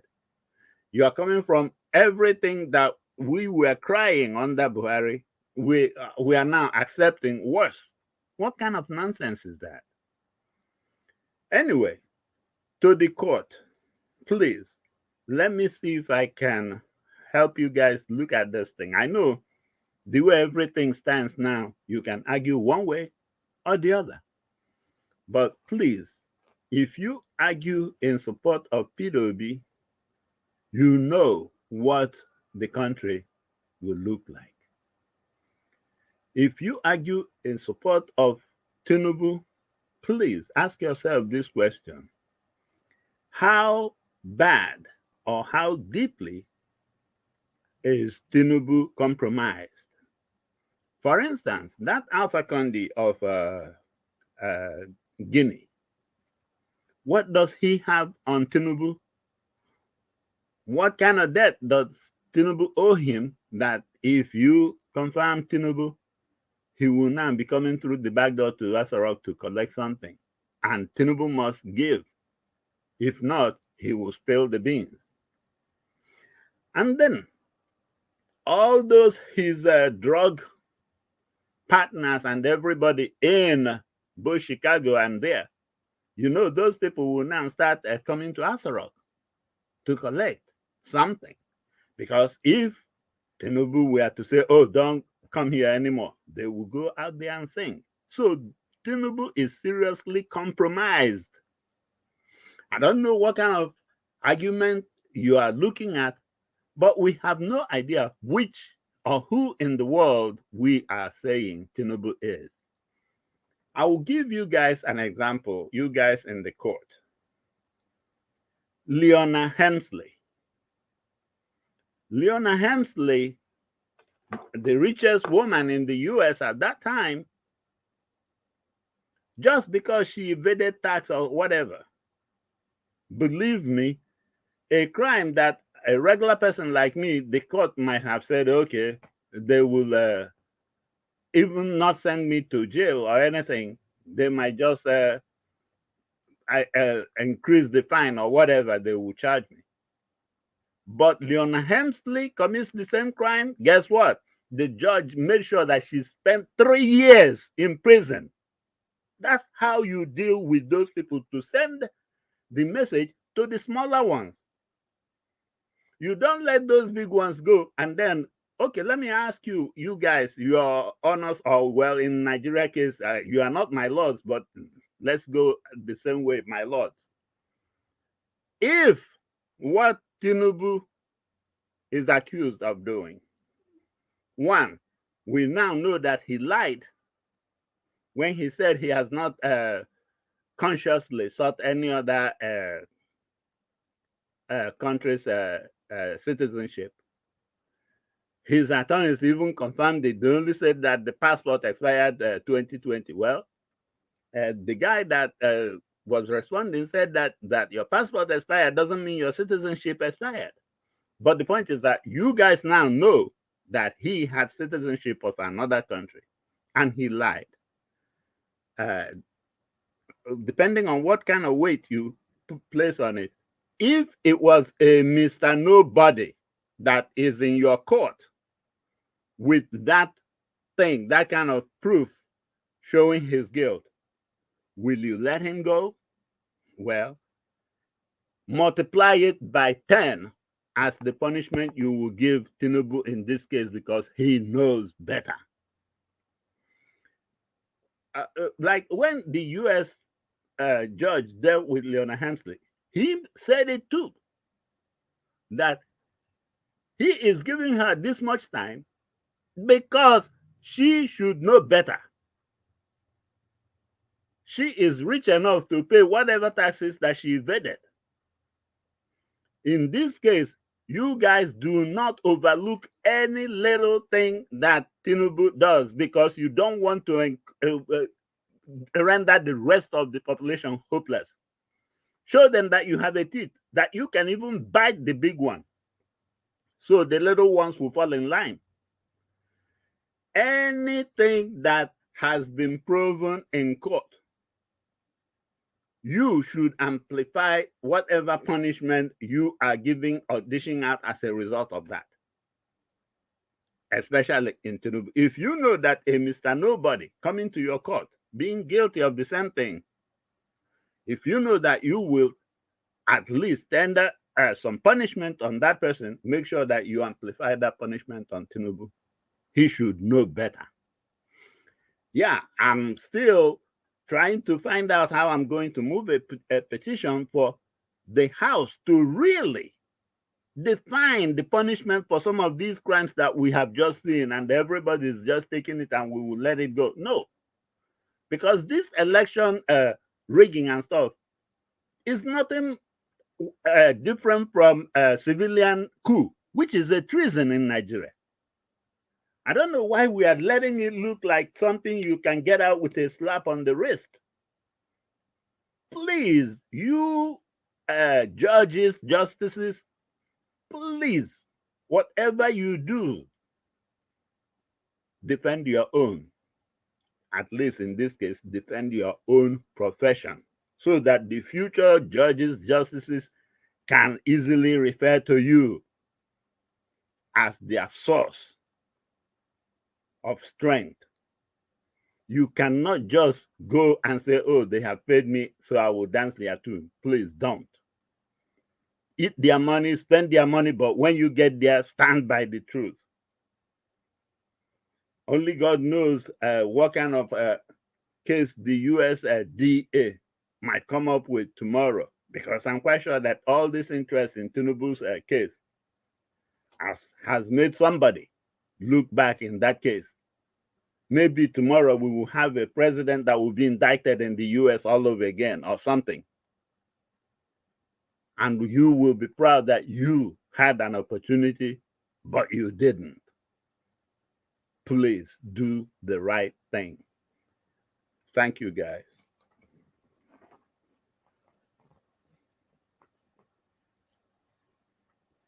All right. Thank you very much. Engineer Francis, thank you so much for your submission. God bless you, sir. Guys, can we have some likes? I can see, please press on the like button, my people. Press on the like button. Let me call on the next person. Okay, Amashola, are you there? Amashola? I'm here. I greet Thank the you very house. much for your patience. Yeah, I'm here. Can you hear me? Yeah, I can hear you, Good. sir. Thank you very much for your patience, sir. Sorry about that. Please talk to us. I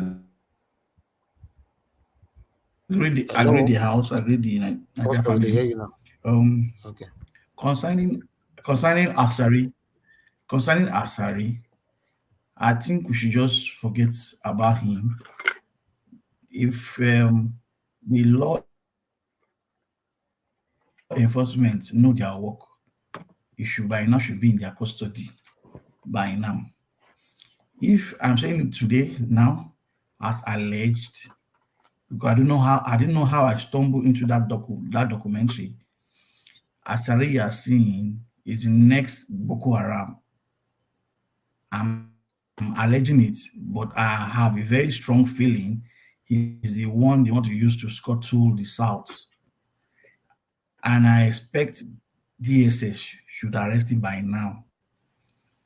If they do not arrest him, that means their game plan for the Islamization of Nigeria is now obvious. That is going to be very obvious if nothing is done to him. I don't want to talk so much about that guy because it's not something that should talk about. For African leaders, it has been said that Africa will arise when Nigeria arise. But of course, looking at Agbado in that meeting, he can't arise anything because there's nothing in his head to say. I can imagine Peter Obi in that kind of meeting that he will not talk. There is no way he will be in that kind of meeting and not say something sensible. I cannot imagine a Nigerian president in that kind of meeting. He didn't say a word. He didn't say anything. He sat down there, almost sleeping off. Just because he doesn't want people to know that he's sleeping, he has to just try to just be awake. If Obi comes in, I think African leaders will have a leader. Because right now, Africans that don't have leader, everybody is forming leader and it's out of greed. The West are looking for materials. The raw material for the next generation is in Africa. It's no more oil. Lithium is everywhere. Lithium is the next set of materials they want to apart from diamond and gold. That's one material everybody's looking for. And we have abundance in Africa. So the best way is Russia is trying to colonize indirectly African leaders so I can buy them and keep them to himself. For Agbado having Bill Gates and coming around, it is still the same raw material they're all after. An average white man does not want your good. If every African have that in their mind, an average white man, not talking about whether Europe or once you are white, you're not black, they don't care about you. They do not care about you because if they care about you, they brought democracy. They did elections. They saw all what happened, that they didn't say a word. Killed in Tollgate, they didn't say a word. It is Africa, black man, take care of yourself, forget the white man. And I always say it to people around me, an average black man is greedy. It is greed that is killing us. It is greed that is killing us. That is why that man is talking, Mbumba is talking about rubbish, talking with Putin. Because why? He has got a deal for himself.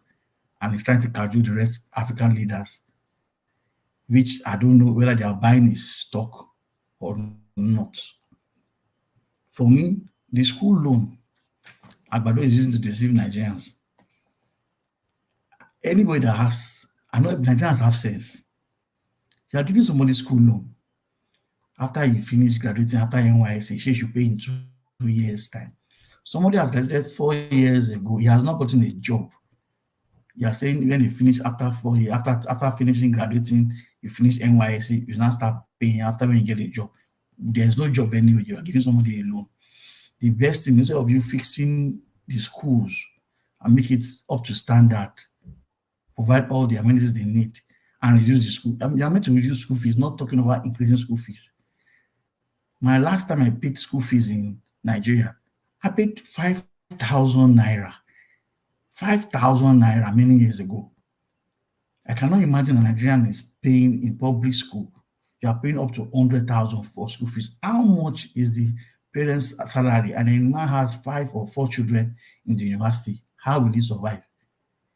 So to me, if they want to do anything good, federal government should just tell, okay, all schools, public schools owned by government, pay social amount of school fees. Then we know they're talking.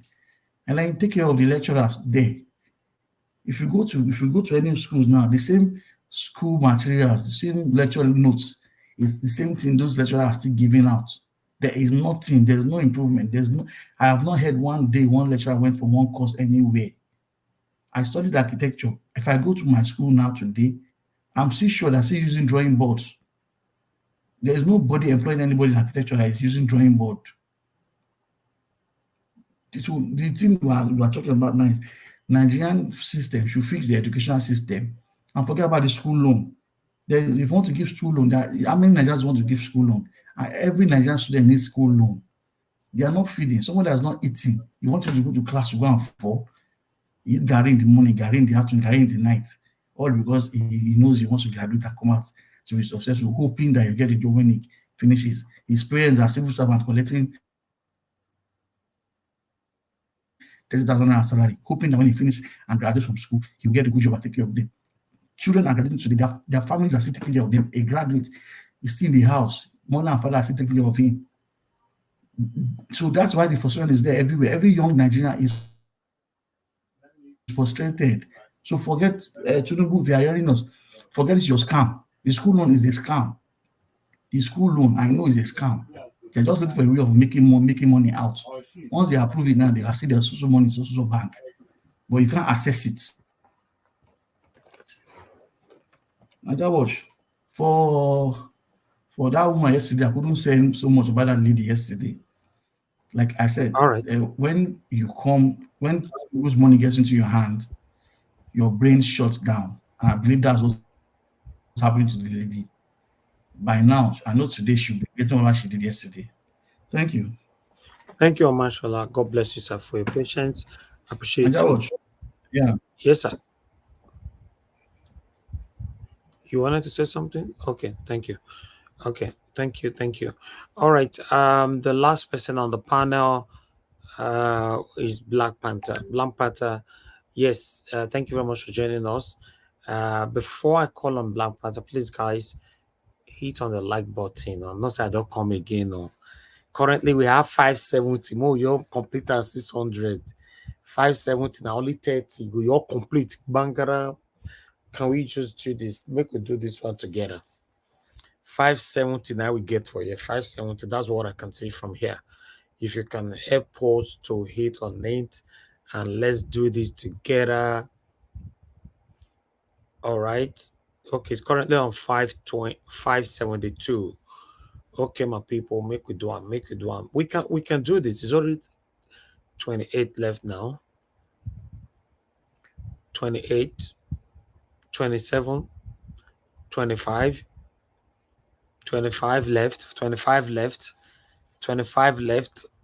I know some of them already did bed though. And for now they tell me like this on a day bed, that one make me go sleep, right? Is 14 left. Sorry, 24 left. 23 left. 20. Just 20. Wow.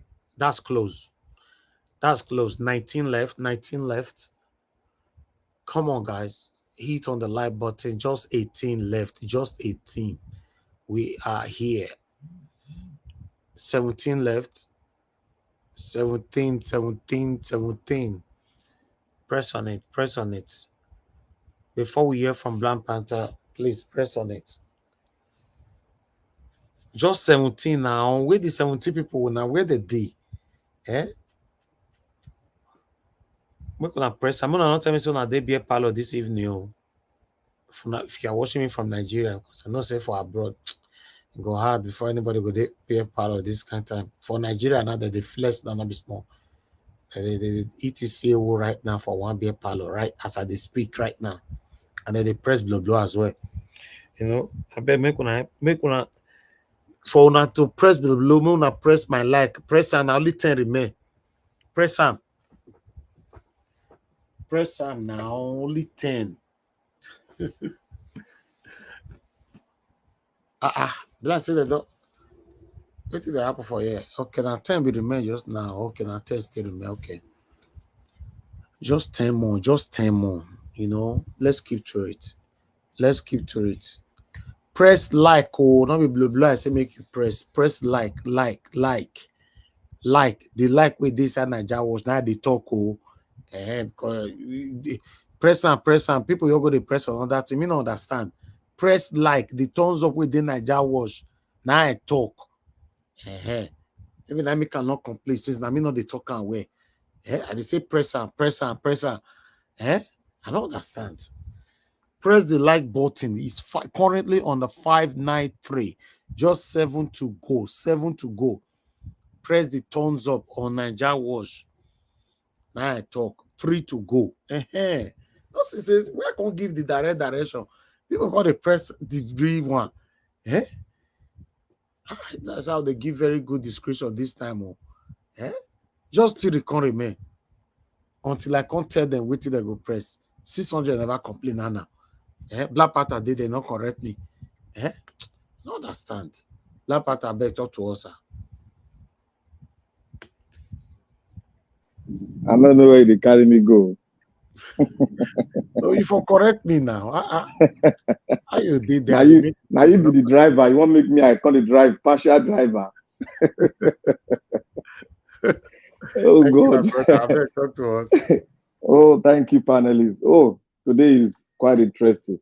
I tell you, sometimes when I feel like when they are doing some other things like Asari Dokubo, before I go ahead, I would like to thank you, panelists. You people are doing a great job. Thank you, Mr. Niger Wash. Thank you, all the commenters. Thank you, our mommy. Thank you for doing a great work. Wow. Sometimes when I say, let me just sit down and look. You know, sometimes it is good for you to just sit down and listen sometimes and then to educate yourself and make things. It's just like sometimes it's good for people to drive you. You sit on the back seat. That one not the apple for Western world. You know, no, the apple for Nigeria. Sometimes, just in that for park. So, you see, you see what we are discussing apart from Asari Dokubo. Asari Dokubo is not the problem. If anybody is thinking they are going to use Asari Dokubo to penetrate the way to south, the south, it's not easy for you to penetrate the south like the way they are penetrating the north and setting up something like a sort of a terrorist group to start doing what they are doing in the north. The reason there is that there is what we call education. Education has played a big role in the west, in the southern part of Nigeria. The southern part of Nigeria, and it has influenced us and it has made us come up uprightly, despite any other obstruction that might have come in, like corruption and any other things. If anybody tells me that, Asari people will come from the seaside or from the swamp and come and be doing all the terrorists they want to use it, it's not possible. It's not possible. The southern side of part of Nigeria has gone far.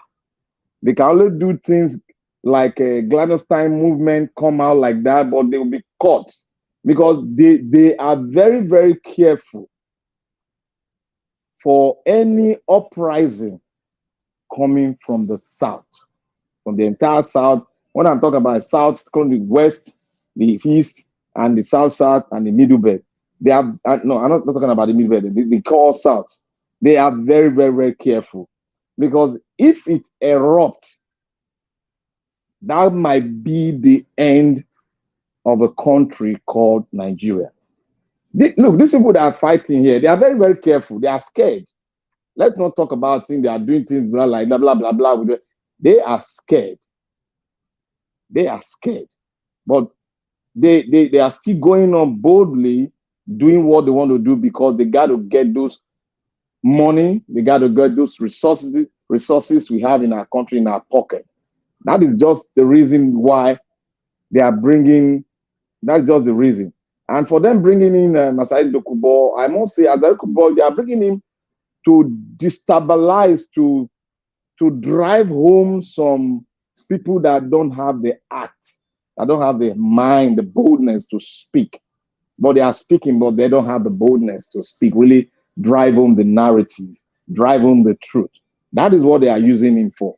They are using him again, as I dropped, that was yesterday. They are using it to sort of continue the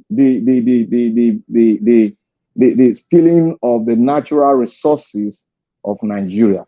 Like if they are acting like a mercenary, quote and unquote, for the government, to so that you won't link them directly to them, and they want to play the card of they going there doing the job and they doing all sort of job for them. That is what they want to basically use them for.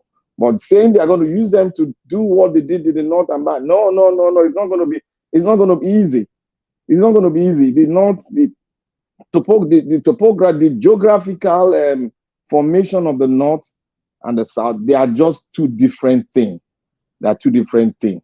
Over the north, we have the Christians, we have the Muslims, we have the pagan, we have those that serve Ogun. It's sort of mixed up, and we are up there in terms of education compared to what they have in the north, that are something like monoculture, like one-way traffic, where they all nod their head and follow one man because he's an imam or something like that. But we don't do it that right here in the south, because education has played a lot of role in our life. And once again to say, somebody came on, like Tony Africa said, he said something pertaining to Awolowo, and I must stand my ground here that Madam Rita, you are doing a great job in your research.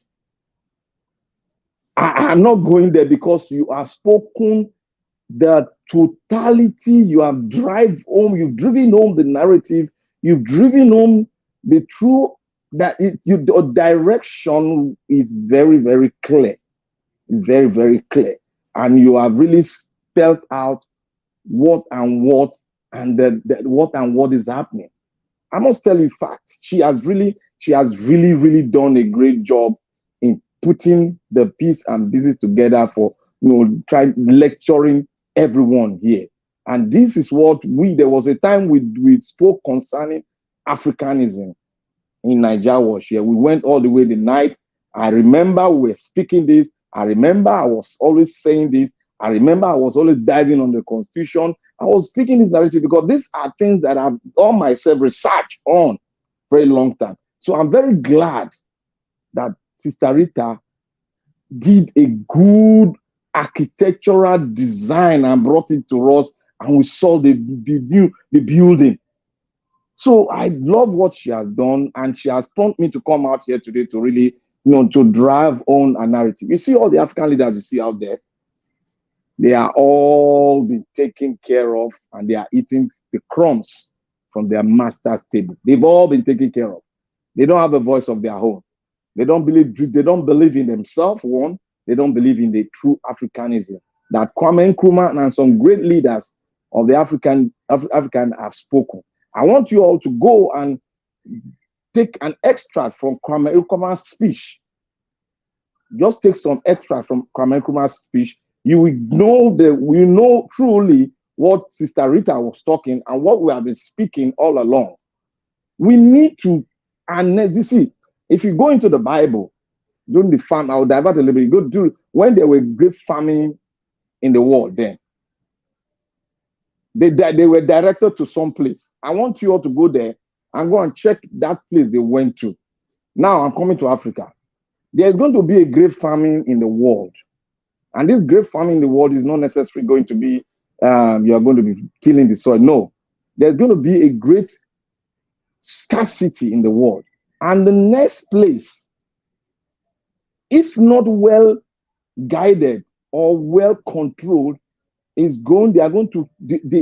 colonization will be another in a new dimension now. In a new dimension now, because we have what we call the establishment of greed in Africa. So it's going to be in a new dimension because all the resources the world needs now is right there in Africa. And they've started doing it, destroying the African continent. Nothing is being done. The leadership are giving it all out because of their greed. And if you see what Elon Musk wanted to do in Nigeria, Elon Musk wanted to come in here to get some of the raw materials he needs for the changing of the energy source. He needed there's some that we have a lot of reserves in Nigeria. He wanted to come in and do that, but they told him that you have to establish your company right there, do it right there, couple what you ever need to do, couple it, and that will create more employment for the people, for the people that owns the land. But he refused. He couldn't come back. All of them are refusing. Okay, now, even if you look at the US, they go all the way to China. China is not drawing a line now. But they still refuse to come and establish in Africa. Rather, what they are doing is to take the resources and go back because there's a global famine. There's a global famine now. And Africa is the next place. Africa is the world's largest reserve of natural mineral resources in the world. I just want to thank Sister Rita. She's doing a great job. We need to really exalt and speak on this particular thing because it's affecting us. It's affecting Nigeria economy. It's affecting Nigeria politics. It's affecting Nigeria in every ramification. Okay, now we are devaluing our currency. The gas is going up. That's gone so up that with that pace, there's not going to be any development in Nigeria. With that tag, with that devaluation, nothing is going to happen in Africa until we have to rethink backward and have to set up a new platform whereby we'll see it. You see that subsidy. People think that subsidy is evil. Subsidy is not bad. Subsidy is not bad. It all depends on which part you want to subsidize. Subsidy is like a social welfare for your people. It's not bad. But if it's well annexed and well appropriately records are shown and everything is open to the public, how you are doing this, because all these things you're saying, you have the resources. You have the mineral resources. How are you making your people starve?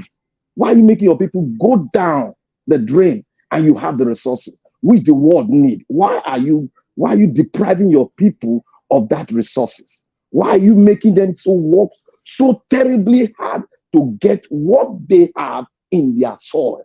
Why? These are the questions. Other world, America subsidize their gas. Russia subsidize their gas. Europe subsidize their gas. And they are open about it. There are so many ways. Even if you subsidize the gas in Nigeria, what about your seaport? The seaport can equivalently make the kind of money you make in your oil sector. But Nigeria refused to harness the potential because of the greed, because of this word called tribalism, which has played a role in the entire African continent. It has played a big role, and it's a damaging role it has played in the African continent. And we all have to come and harness this thing and speak much more so that our voices can go far. If Africa unites, Africa will take over the world because we have what it takes to take over the entire world. And what Ramaphosa is doing is just the payback to his boss, that's the Russian president. And there's something going to happen within now and next month. Something's going to happen in Russia. I'm following it. Something definitely is going to happen. It's going to stun the world. It's going to stun the world. Like people say, no, something's going to happen. Because I'm following some information right there in your internet, and those people are really doing like what Mrs. Rita said about those guys. Forgotten their name. Those they are in Africa now. I think the East Africa they are there now, and those people are very, very evil. If we allow them to come into Nigeria, it's going to be a devastating blow. But I know the Northern Enclave and the big boys, they won't allow them to come because of their greed. They won't allow them to come in like that because these people know what they are. And I just want us to continue to reason and think through Africanism, because with you thinking back and design your own thing in an African way, then you begin to have a way forward. Because when you design and sell what you have to the Western world, then the Western world will start afresh to learn their ideology and trying to use, if the ideology is making Africa to develop and they refuse to take yours, then they will start studying the African ideology and they will start reasoning and making use of it. If not with that, we cannot go anywhere.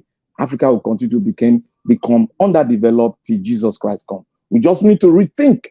That is why we're having problem in our election. That's why we're having a lot of problem, because there's a role the Western world is playing, which is indirectly. It's not direct, it's indirectly through all these stooges, all these people that eat comes from the master table. That is all.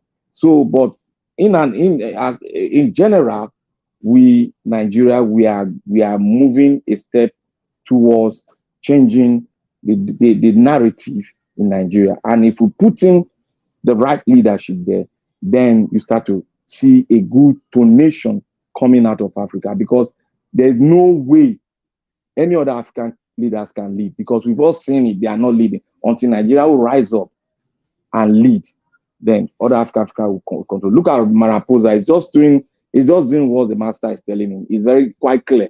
They like Mr. Rista will say, let them, all of them, go sit for us. How does she say it? I've forgotten it. Let them go and sit at home. Let them go and rest, because they are the same thing. They are all bunch of psychopaths, bunch of, I don't know what to say. I don't want to say some very heavy words here. They are just bunch of deaths that need to be trashed and thrown into the lagoon, because they don't mean well for the people. So I believe every one of us should start reasoning the African way, because that is the only way. You cannot buy an idea from somewhere and you just think that idea you buy from somewhere will work out. That was why I was talking about a national conference. We need to talk together. I knew what was the problem, and that is why the Northern Enclave, they are refusing it, because if they continue in this trajectory, the resources of Nigeria will be in one man's hand, and they'll continue to enjoy it. They won't like to leave it. That is what is happening, because they know if we come and talk together and more power is being given to the state, you develop at your own pace. There's competition all around you. Then come the human right to be respected, the judiciary will be respected, and judiciary will bite more harder because they will be independent. Then the local government will be more stronger and will dictate what happened to their own constituency, not the state government now. So that is what it is. But we have to really fight for it, because the fight to revolutionize a nation is not an easy fight. It's going to be very rough, it's going to be very tough, and it's going to be very seriously tough. But we are tough men. That is why we are making head through. Remember, it's a long road. We got to pass through that road. Before a gold can shine, it got to go through fire. And when it go through fire, you see one shining light coming out of it. That's the purity and the beauty of it will come out. That same thing when it comes to revolution in a nation. So, Mr. Nigeria, what we are doing today is going to have an impact, and it's already having an impact. We need to keep on pushing with great positive heart. If we don't have positivity in our heart, we cannot fight. Until we keep on making our skin tougher, then we will be able to overcome the tougher time ahead of us. God bless pattern and God bless you. Thank you very much, my people. Everybody have contributed on the platform. I want to appreciate you all. I'm going to take a quick break so we can take the final submission, so we can call it a day. It's been a long day. So yeah, I can't wait for us to have our mandate back so I can continue to have my weekend for myself. Wow. And I go look for, in fact, I go scarce if we don't get our mandate too. Now, this every day since January, April. Since 2022 April till now. You know, I've been coming here every blessed day. Can't wait to start taking my break. Now they say when Nigeria wash. Okay. Mr. Nigeria wash, are you going to run with it? No. No, I don't want to run with it. I don't smash it and run with it. I won't snatch around, run with it. But at least I will need a break. I really need a break, to be honest. I just waiting, we never thought about this part two, the episode two, episode three, and and so on. But still, it's okay. It's okay. With your continuous encouragement, it's a collective effort. Everybody, we really for the first time with the CC, Nigerians, consigned Nigerians really joined together to fight for their future. Thank you to every one of you right there who are seriously dedicated to this journey. Thank you. A lot of people, sometimes I blame the people within Nigeria. Yes, I understand. But if you also look at it the other way around, it's not easy. Those people within there, we have upper hand more than many of them in terms of privilege and the resources. But those people back home, many of them don't have that privileges and the resources, and many of them are also scared of intimidation. If you speak, somebody can arrest you or something like that. So this is common in Nigeria. But still, fingers crossed, we are certainly going to have our mandate back, because I don't see how, like I've said before, I don't see how the judges will turn this around. It's not possible. How are you going to do that? How? It's not possible. Yeah. Thank you very much, my people. Let's go on a quick break. When I come back, then we take on our final submission and we take it from there. And God bless you, my people.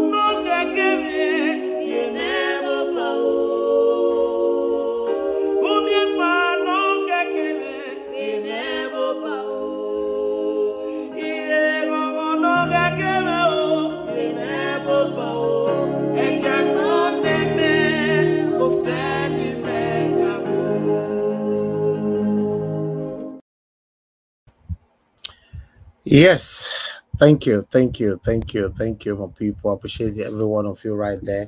Okay, let's do the final round. Everybody, you're gonna give me your final submission right now, if only you are available on the panel. Yes, thank you very much. I appreciate you all. BTV Nigeria, thanks for the prayer. May God bless you too. I appreciate you, Madam Chusabi. Thank you very much for the prayers. May God bless you too. I appreciate every one of you. Thank you. Esther Odudu Bano. Thank you very much for the prayers. May God bless you. May God bless every one of you right there. It's a collective effort. I'm not sure this would have been possible if you guys are not here with me. That's just the truth, So yeah, it's a collective effort. We will smile. Let's stand for what is right. None of us will live forever. Just do the right thing, and that's it. You don't need to look any face by doing the right thing. Just do the right thing. Even though nobody want to stand with you, you can stand alone and do the right thing.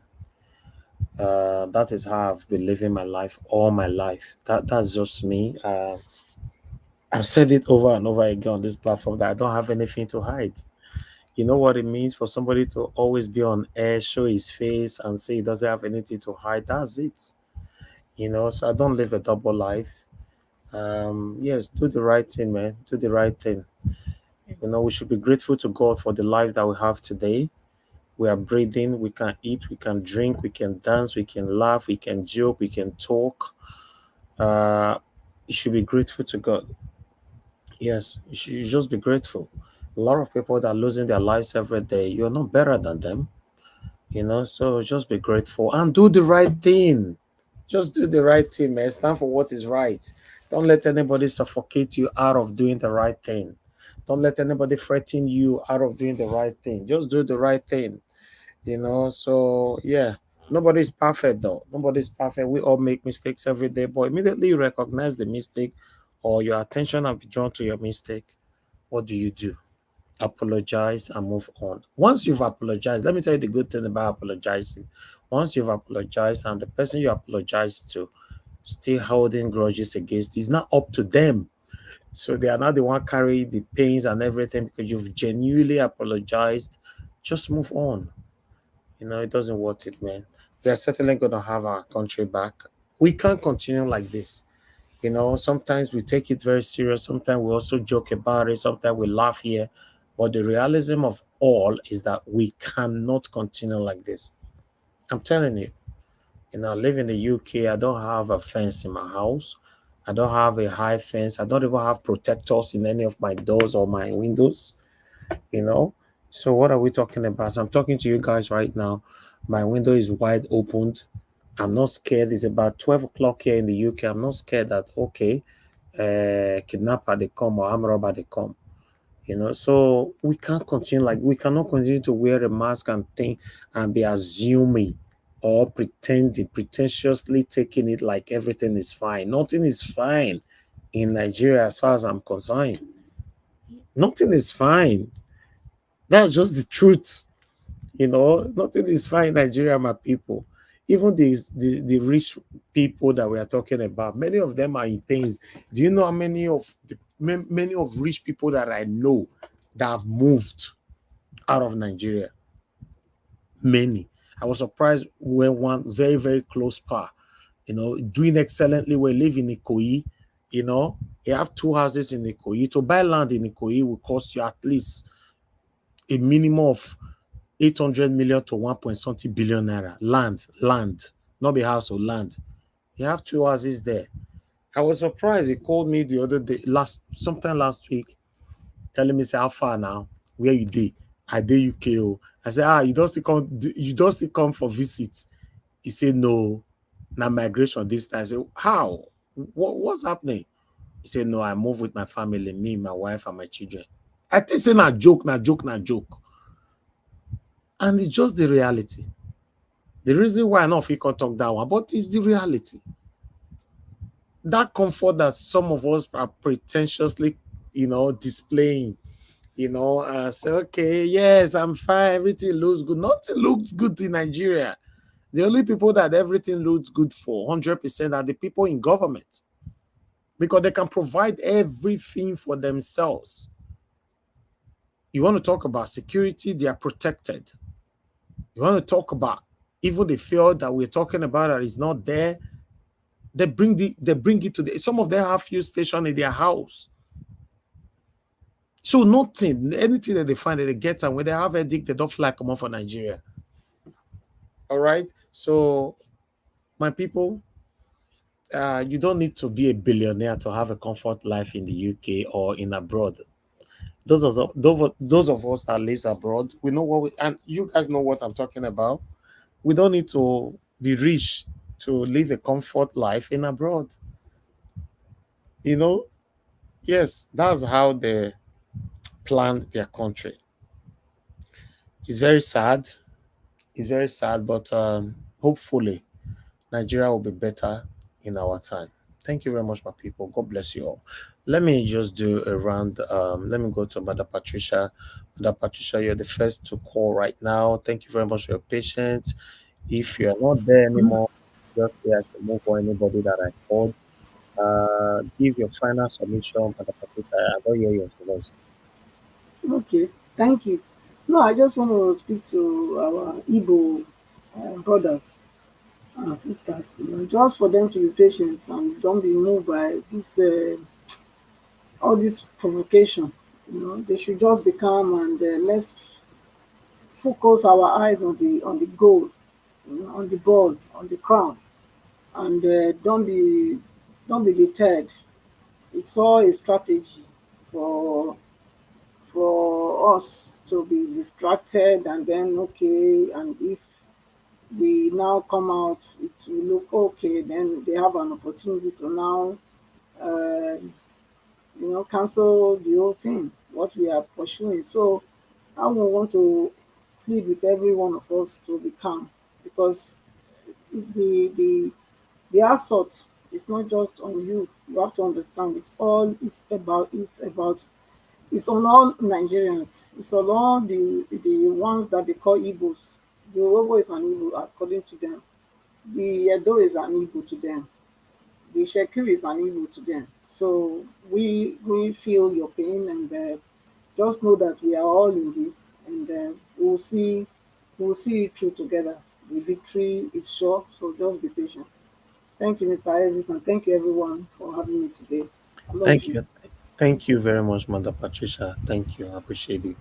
Okay, Oga Felix, are you there to give us your final submission? Okay, I'll jump you quickly. Anybody will know us, I mean, just quickly move on. We need to round up. Okay, one love. Sir, are you there? Yes, thank you, Mr. Niger Wash, for all that you do.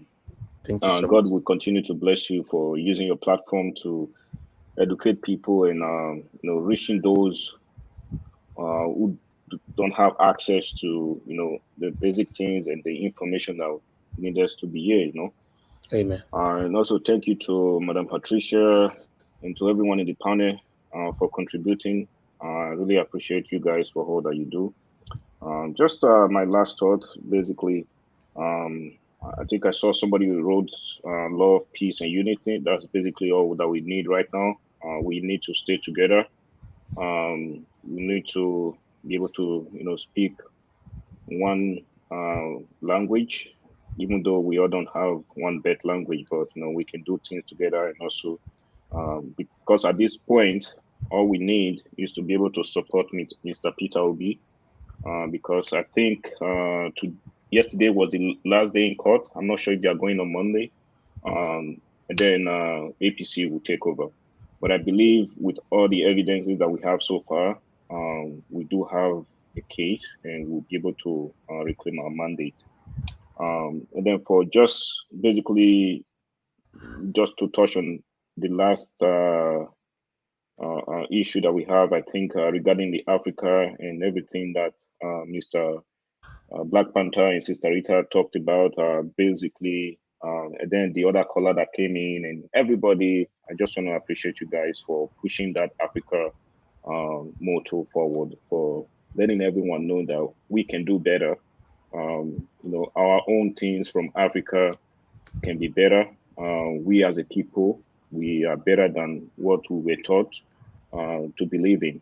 So for me, I think at the end of the day, we'll be able to have a great nation if we can stay united.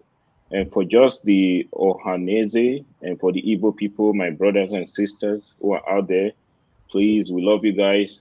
Before I left Nigeria, I did my primary school in Nigeria, then my half of my secondary school before I moved to the States, and then college here. But again, I had Igbo friends back then in Nigeria, and even here in my college, I had Igbo friends. So for me, I've never had any issues with them. We all are Nigerians, although we all have different cultural backgrounds and religious practices. But again, people come from different perspectives. They have different ideas. It's okay for us to disagree, and but we still have to move along and stay together at the end of the day. That's my kind of my mantra, I would say. Other than that, I'm wishing everybody a very happy weekend and have a good night. And I love you all. Thank you. God bless you, sir. Thank you, One Love. Thank you very much for your support. Always, I'm grateful. Thank you. Okay, let me quickly move on now to Amashola. Amashola, are you there with us, sir? Your final submission, if you can hear me. Okay, let me move on. Okay, Mr. Chuk Sobibweze, are you there with us, sir? Yeah, thank you once again, Mr. Elvis. Thank you, sir. Um, I just want to tell Nigerians, we still have the opportunity to, to make it to the top. Africa is waiting on Nigeria, to progress. And as soon as we do, you know, all these people will be strengthened. If we listen to the South African president, apart from I think Senegal he mentioned that was there. Every time he made the reference is among the southeastern Africa. So that tells me that there are still divide among them. And that is why they've not been achieving anything. They're going conference upon conference and they come back home with nothing. All because they know each and every one of them coming out there, they're coming for themselves, not for the people of Africa. So they realize that, and once they come, they treat them the same way. It's quite frustrating, because somebody have to take a lead, and I believe if our principal, gets there, he must stand firm. We cannot afford these people continue to, deal with us the way they want. All this borrowing, all this begging, yet we deny we are not begging. This is the same way the Ghanaian president went to France and talked tough. And after that, all African countries have to beg on their behalf for them to get loan. It's not just talking tough. You need to start doing things that benefit your citizens. And that is when other people will start respecting you. Like Madam Rita, eloquently, speak about Russian and European and the American interest in Africa. It's not something to joke about. It's not something to joke about at all. And that is why we, the citizens, must stand up now and take our place. Because if the citizens get it right, the leaders must. They have no option. Look at we, begging and wondering if the judiciary is going to do the right thing. That is not how it's supposed to be. Everybody will just, be doing what they know how to do. And when the result comes, everybody say, we know this is what happened and justice has been served. But no, we're afraid today if they're going to do the right thing. But they must do the right thing. We're not begging. They don't want to see what will happen. No. The evidence is overwhelming. It's not only one side. It's all over the place. From the vice to the president himself, they're just in a serious mess. So, all I'm going to say is Nigerians, don't give up. Whichever platform, whichever way you are doing it, don't get tired. If the people we are chasing don't get tired, we will not get tired. I yield here and good weekend to everyone. Mr. Shooks, thank you very much, sir. recently. Trust me, you'll be very, very consistent. I want to say thank you. Thank you very much. Like I've said before, without you guys, I can't do this. Thank you. Thank you very much for your consistency. You guys applaud my consistency as well. Same way I applaud some of you, your consistency here as a panelist, as a commenter, as a caller. I have people on the comment section that is consistent. They are always here with me. I have people that call into the show that is consistent. They always call in. I have people that always join me on the panel, that's consistent as well. Thank you very much. It's not easy. Everybody needs each others to grow. Everybody needs each other to have encouragement to do what you want to do in life. So thank you. God bless you, sir. God bless every one of you. Okay, the last person on the panel to speak to us before we round up is Black Panther. Yeah, Mr. Nigeria Watch. I love you, my brother. And keep on doing the good work.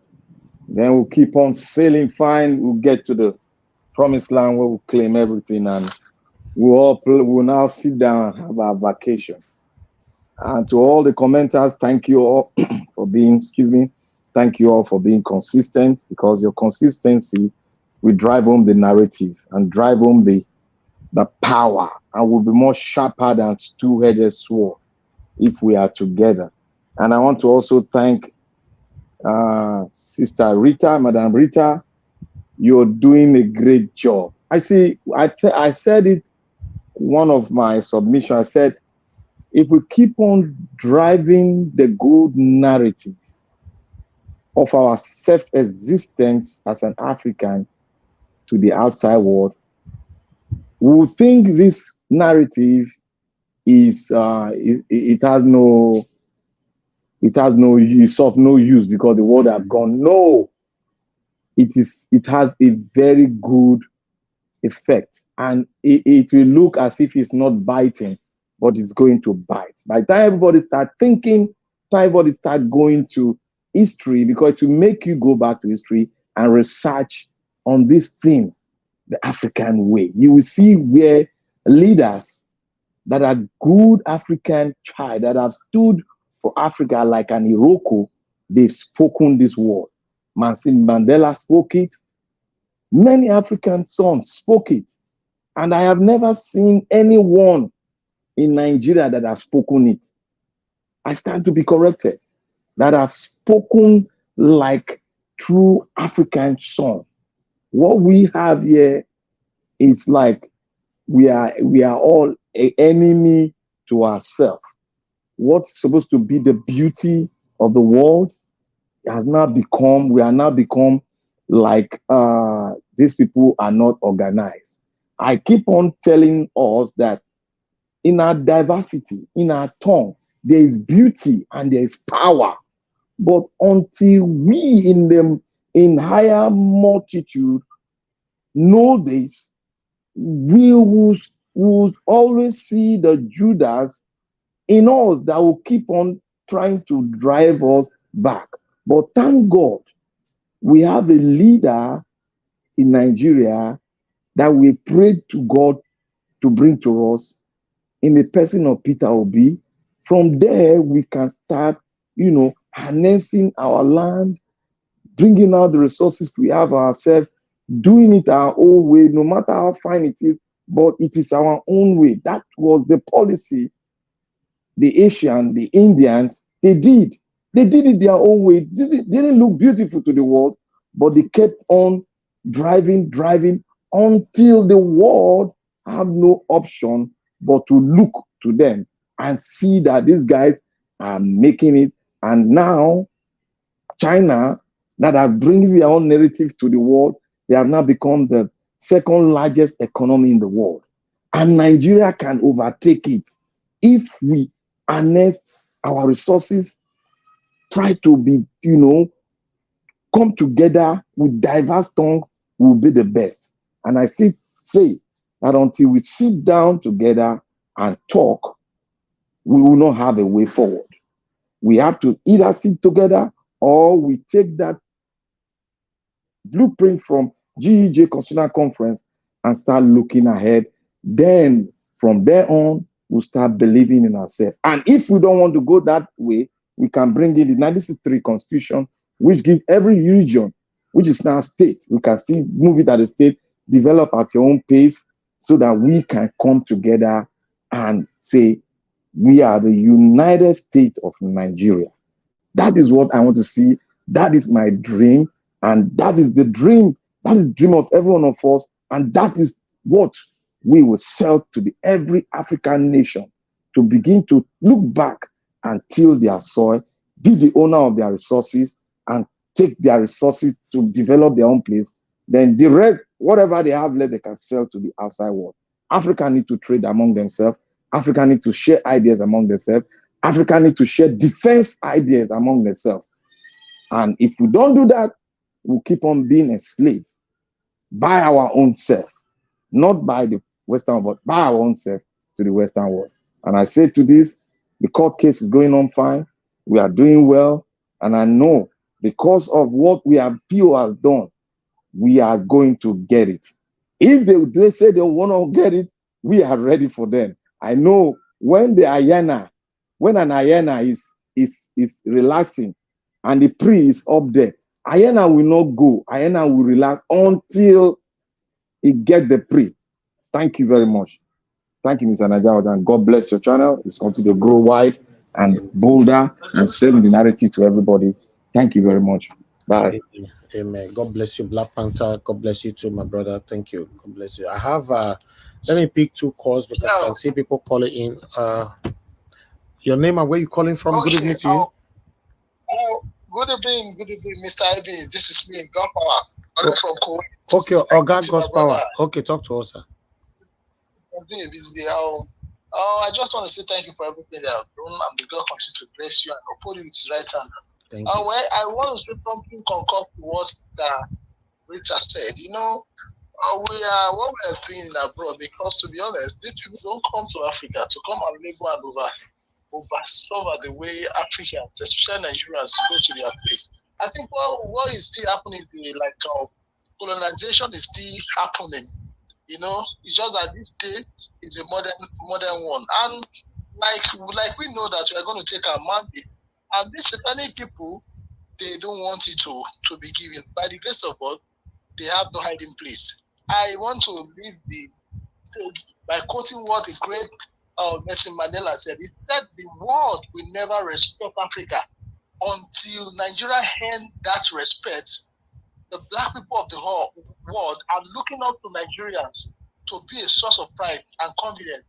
Every Nigerian citizen should be made to understand this truth. I mean, these people know that the whole black, all over the whole world, they are looking onto us. And by the grace of God, they're going to stand on that mandate. Thank you. Thank you. Thank you, God's power. God bless you, sir. Thank you. All right. Finally. My people, thank you very much for your time. I appreciate every one of you right there. I just want to quickly appreciate those of you that are still with me right here on the panel. Under Patricia, Oga Felix, One Love, Amashola, Mr. Shooks, Black Panther. May God bless every one of you. And those of you that joined us earlier on, Rita, Engineer Ken, and many more. I don't feel remember names anymore. I know the right one and name down. People they join me in a day on the panel, but I know I appreciate everyone here equally. Then those of you that called in, like my brother just now, God's Power, and Origin called in as well. Mr. Chris in Dublin called in. God bless you all. Thank you, my people. And I don't know if that person called. I can't remember. And yes, on the comment section, yes, mother of all, mommy diaspora. Thank you very much, mommy, for all you do for us. You are a true mother and you have demonstrated it over and over again. I want to appreciate every one of you right there that have been genuinely supporting me. Thank you so much. Mr. Chris, thank you very much. Peggy Modi, thank you very much. ECBD, I can see you right there. Thank you very much. Head Talk Supplement. And God bless every one of you right there. I'm just only going to scan through though. Amaka Fojebi, thank you very much. Thank you, my good people. Esther, Ododo Bano, thank you very much. Kingsley Ogera, he love God is my strength. Thank you, Madam Teresa B. Thank you, my good people. Madam Patricia Tagujumi, once again, BTV Niger. Thank you, my good people. I wish I can mention all names. I really do appreciate you all. It's time to round up. It's been a long day for me. Yes, as the promise continues to go, we're going to be back again tomorrow. 6 p.m. Nigeria time, or rather UK time, because UK is currently using the same time with Nigeria. We're going to be coming out again. Join us and let's do this together, my people. I appreciate every one of you. Thank you very much. Okay, I might randomly come out tomorrow though, because it's Sunday. I might randomly come out for a different discussion, but I don't know. Let's see. We'll see how the body they go first. Thank you and good night, everyone. Bye for now. I know they do competition with anybody. If I offend you, forgive me. Show me love. Go to biza. Kama bara wa lo nínú ìfẹ́ kan akanbi. I know they do competition with anybody. If I offend you, forgive me. Show me love. I go show you love. Kama bara wa lo nínú ìfẹ́ kan. But I know they do competition with anybody.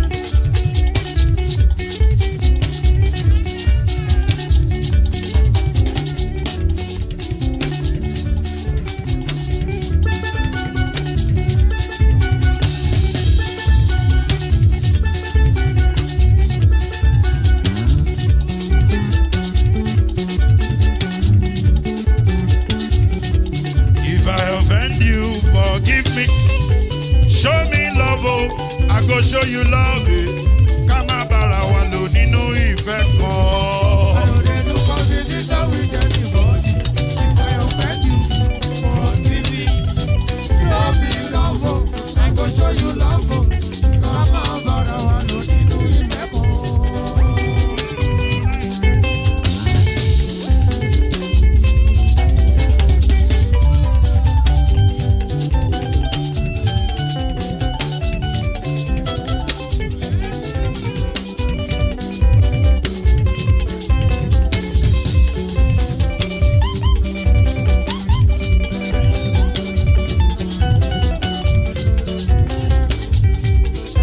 They do competition with anybody. If I offend you, forgive me. Tó bá ti sanwó fún Ṣẹ́gun Nàbí o, ẹ fẹ́ jókù. Alákọ̀bí Ṣẹ́gun Nàbí. Alákọ̀bí Sábà Mẹ́la. Anybody? Any bobo. Anybody? Mo ló ń fọlú, ó gbà mí bó ṣe rí mi láti finish. Délé mo ló ń fọlú, ẹ jẹ́ ń sọ̀rọ̀. Délé o.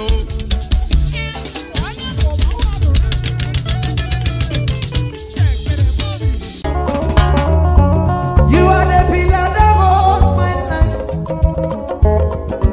You are the pillar that holds my life. Master Jesus, you are the pillar that holds my life. Lily of the valley, you are the pillar that holds my life. You are the pillar that holds my life. You are the pillar that holds my life. Lion of the night, you are the pillar. You are the pillar. Daddy, you are the pillar that holds my life. Lion of Judea. You are the pillar that holds my life. Anyway. You are the pillar that holds my life. Hey, yeah. Master Jesus, you are the pillar that holds You my life. You are the Master pillar. Jesus, you are the pillar that holds my life. I said, Jesus, unibu kalabati sindubu. Ibu kalabati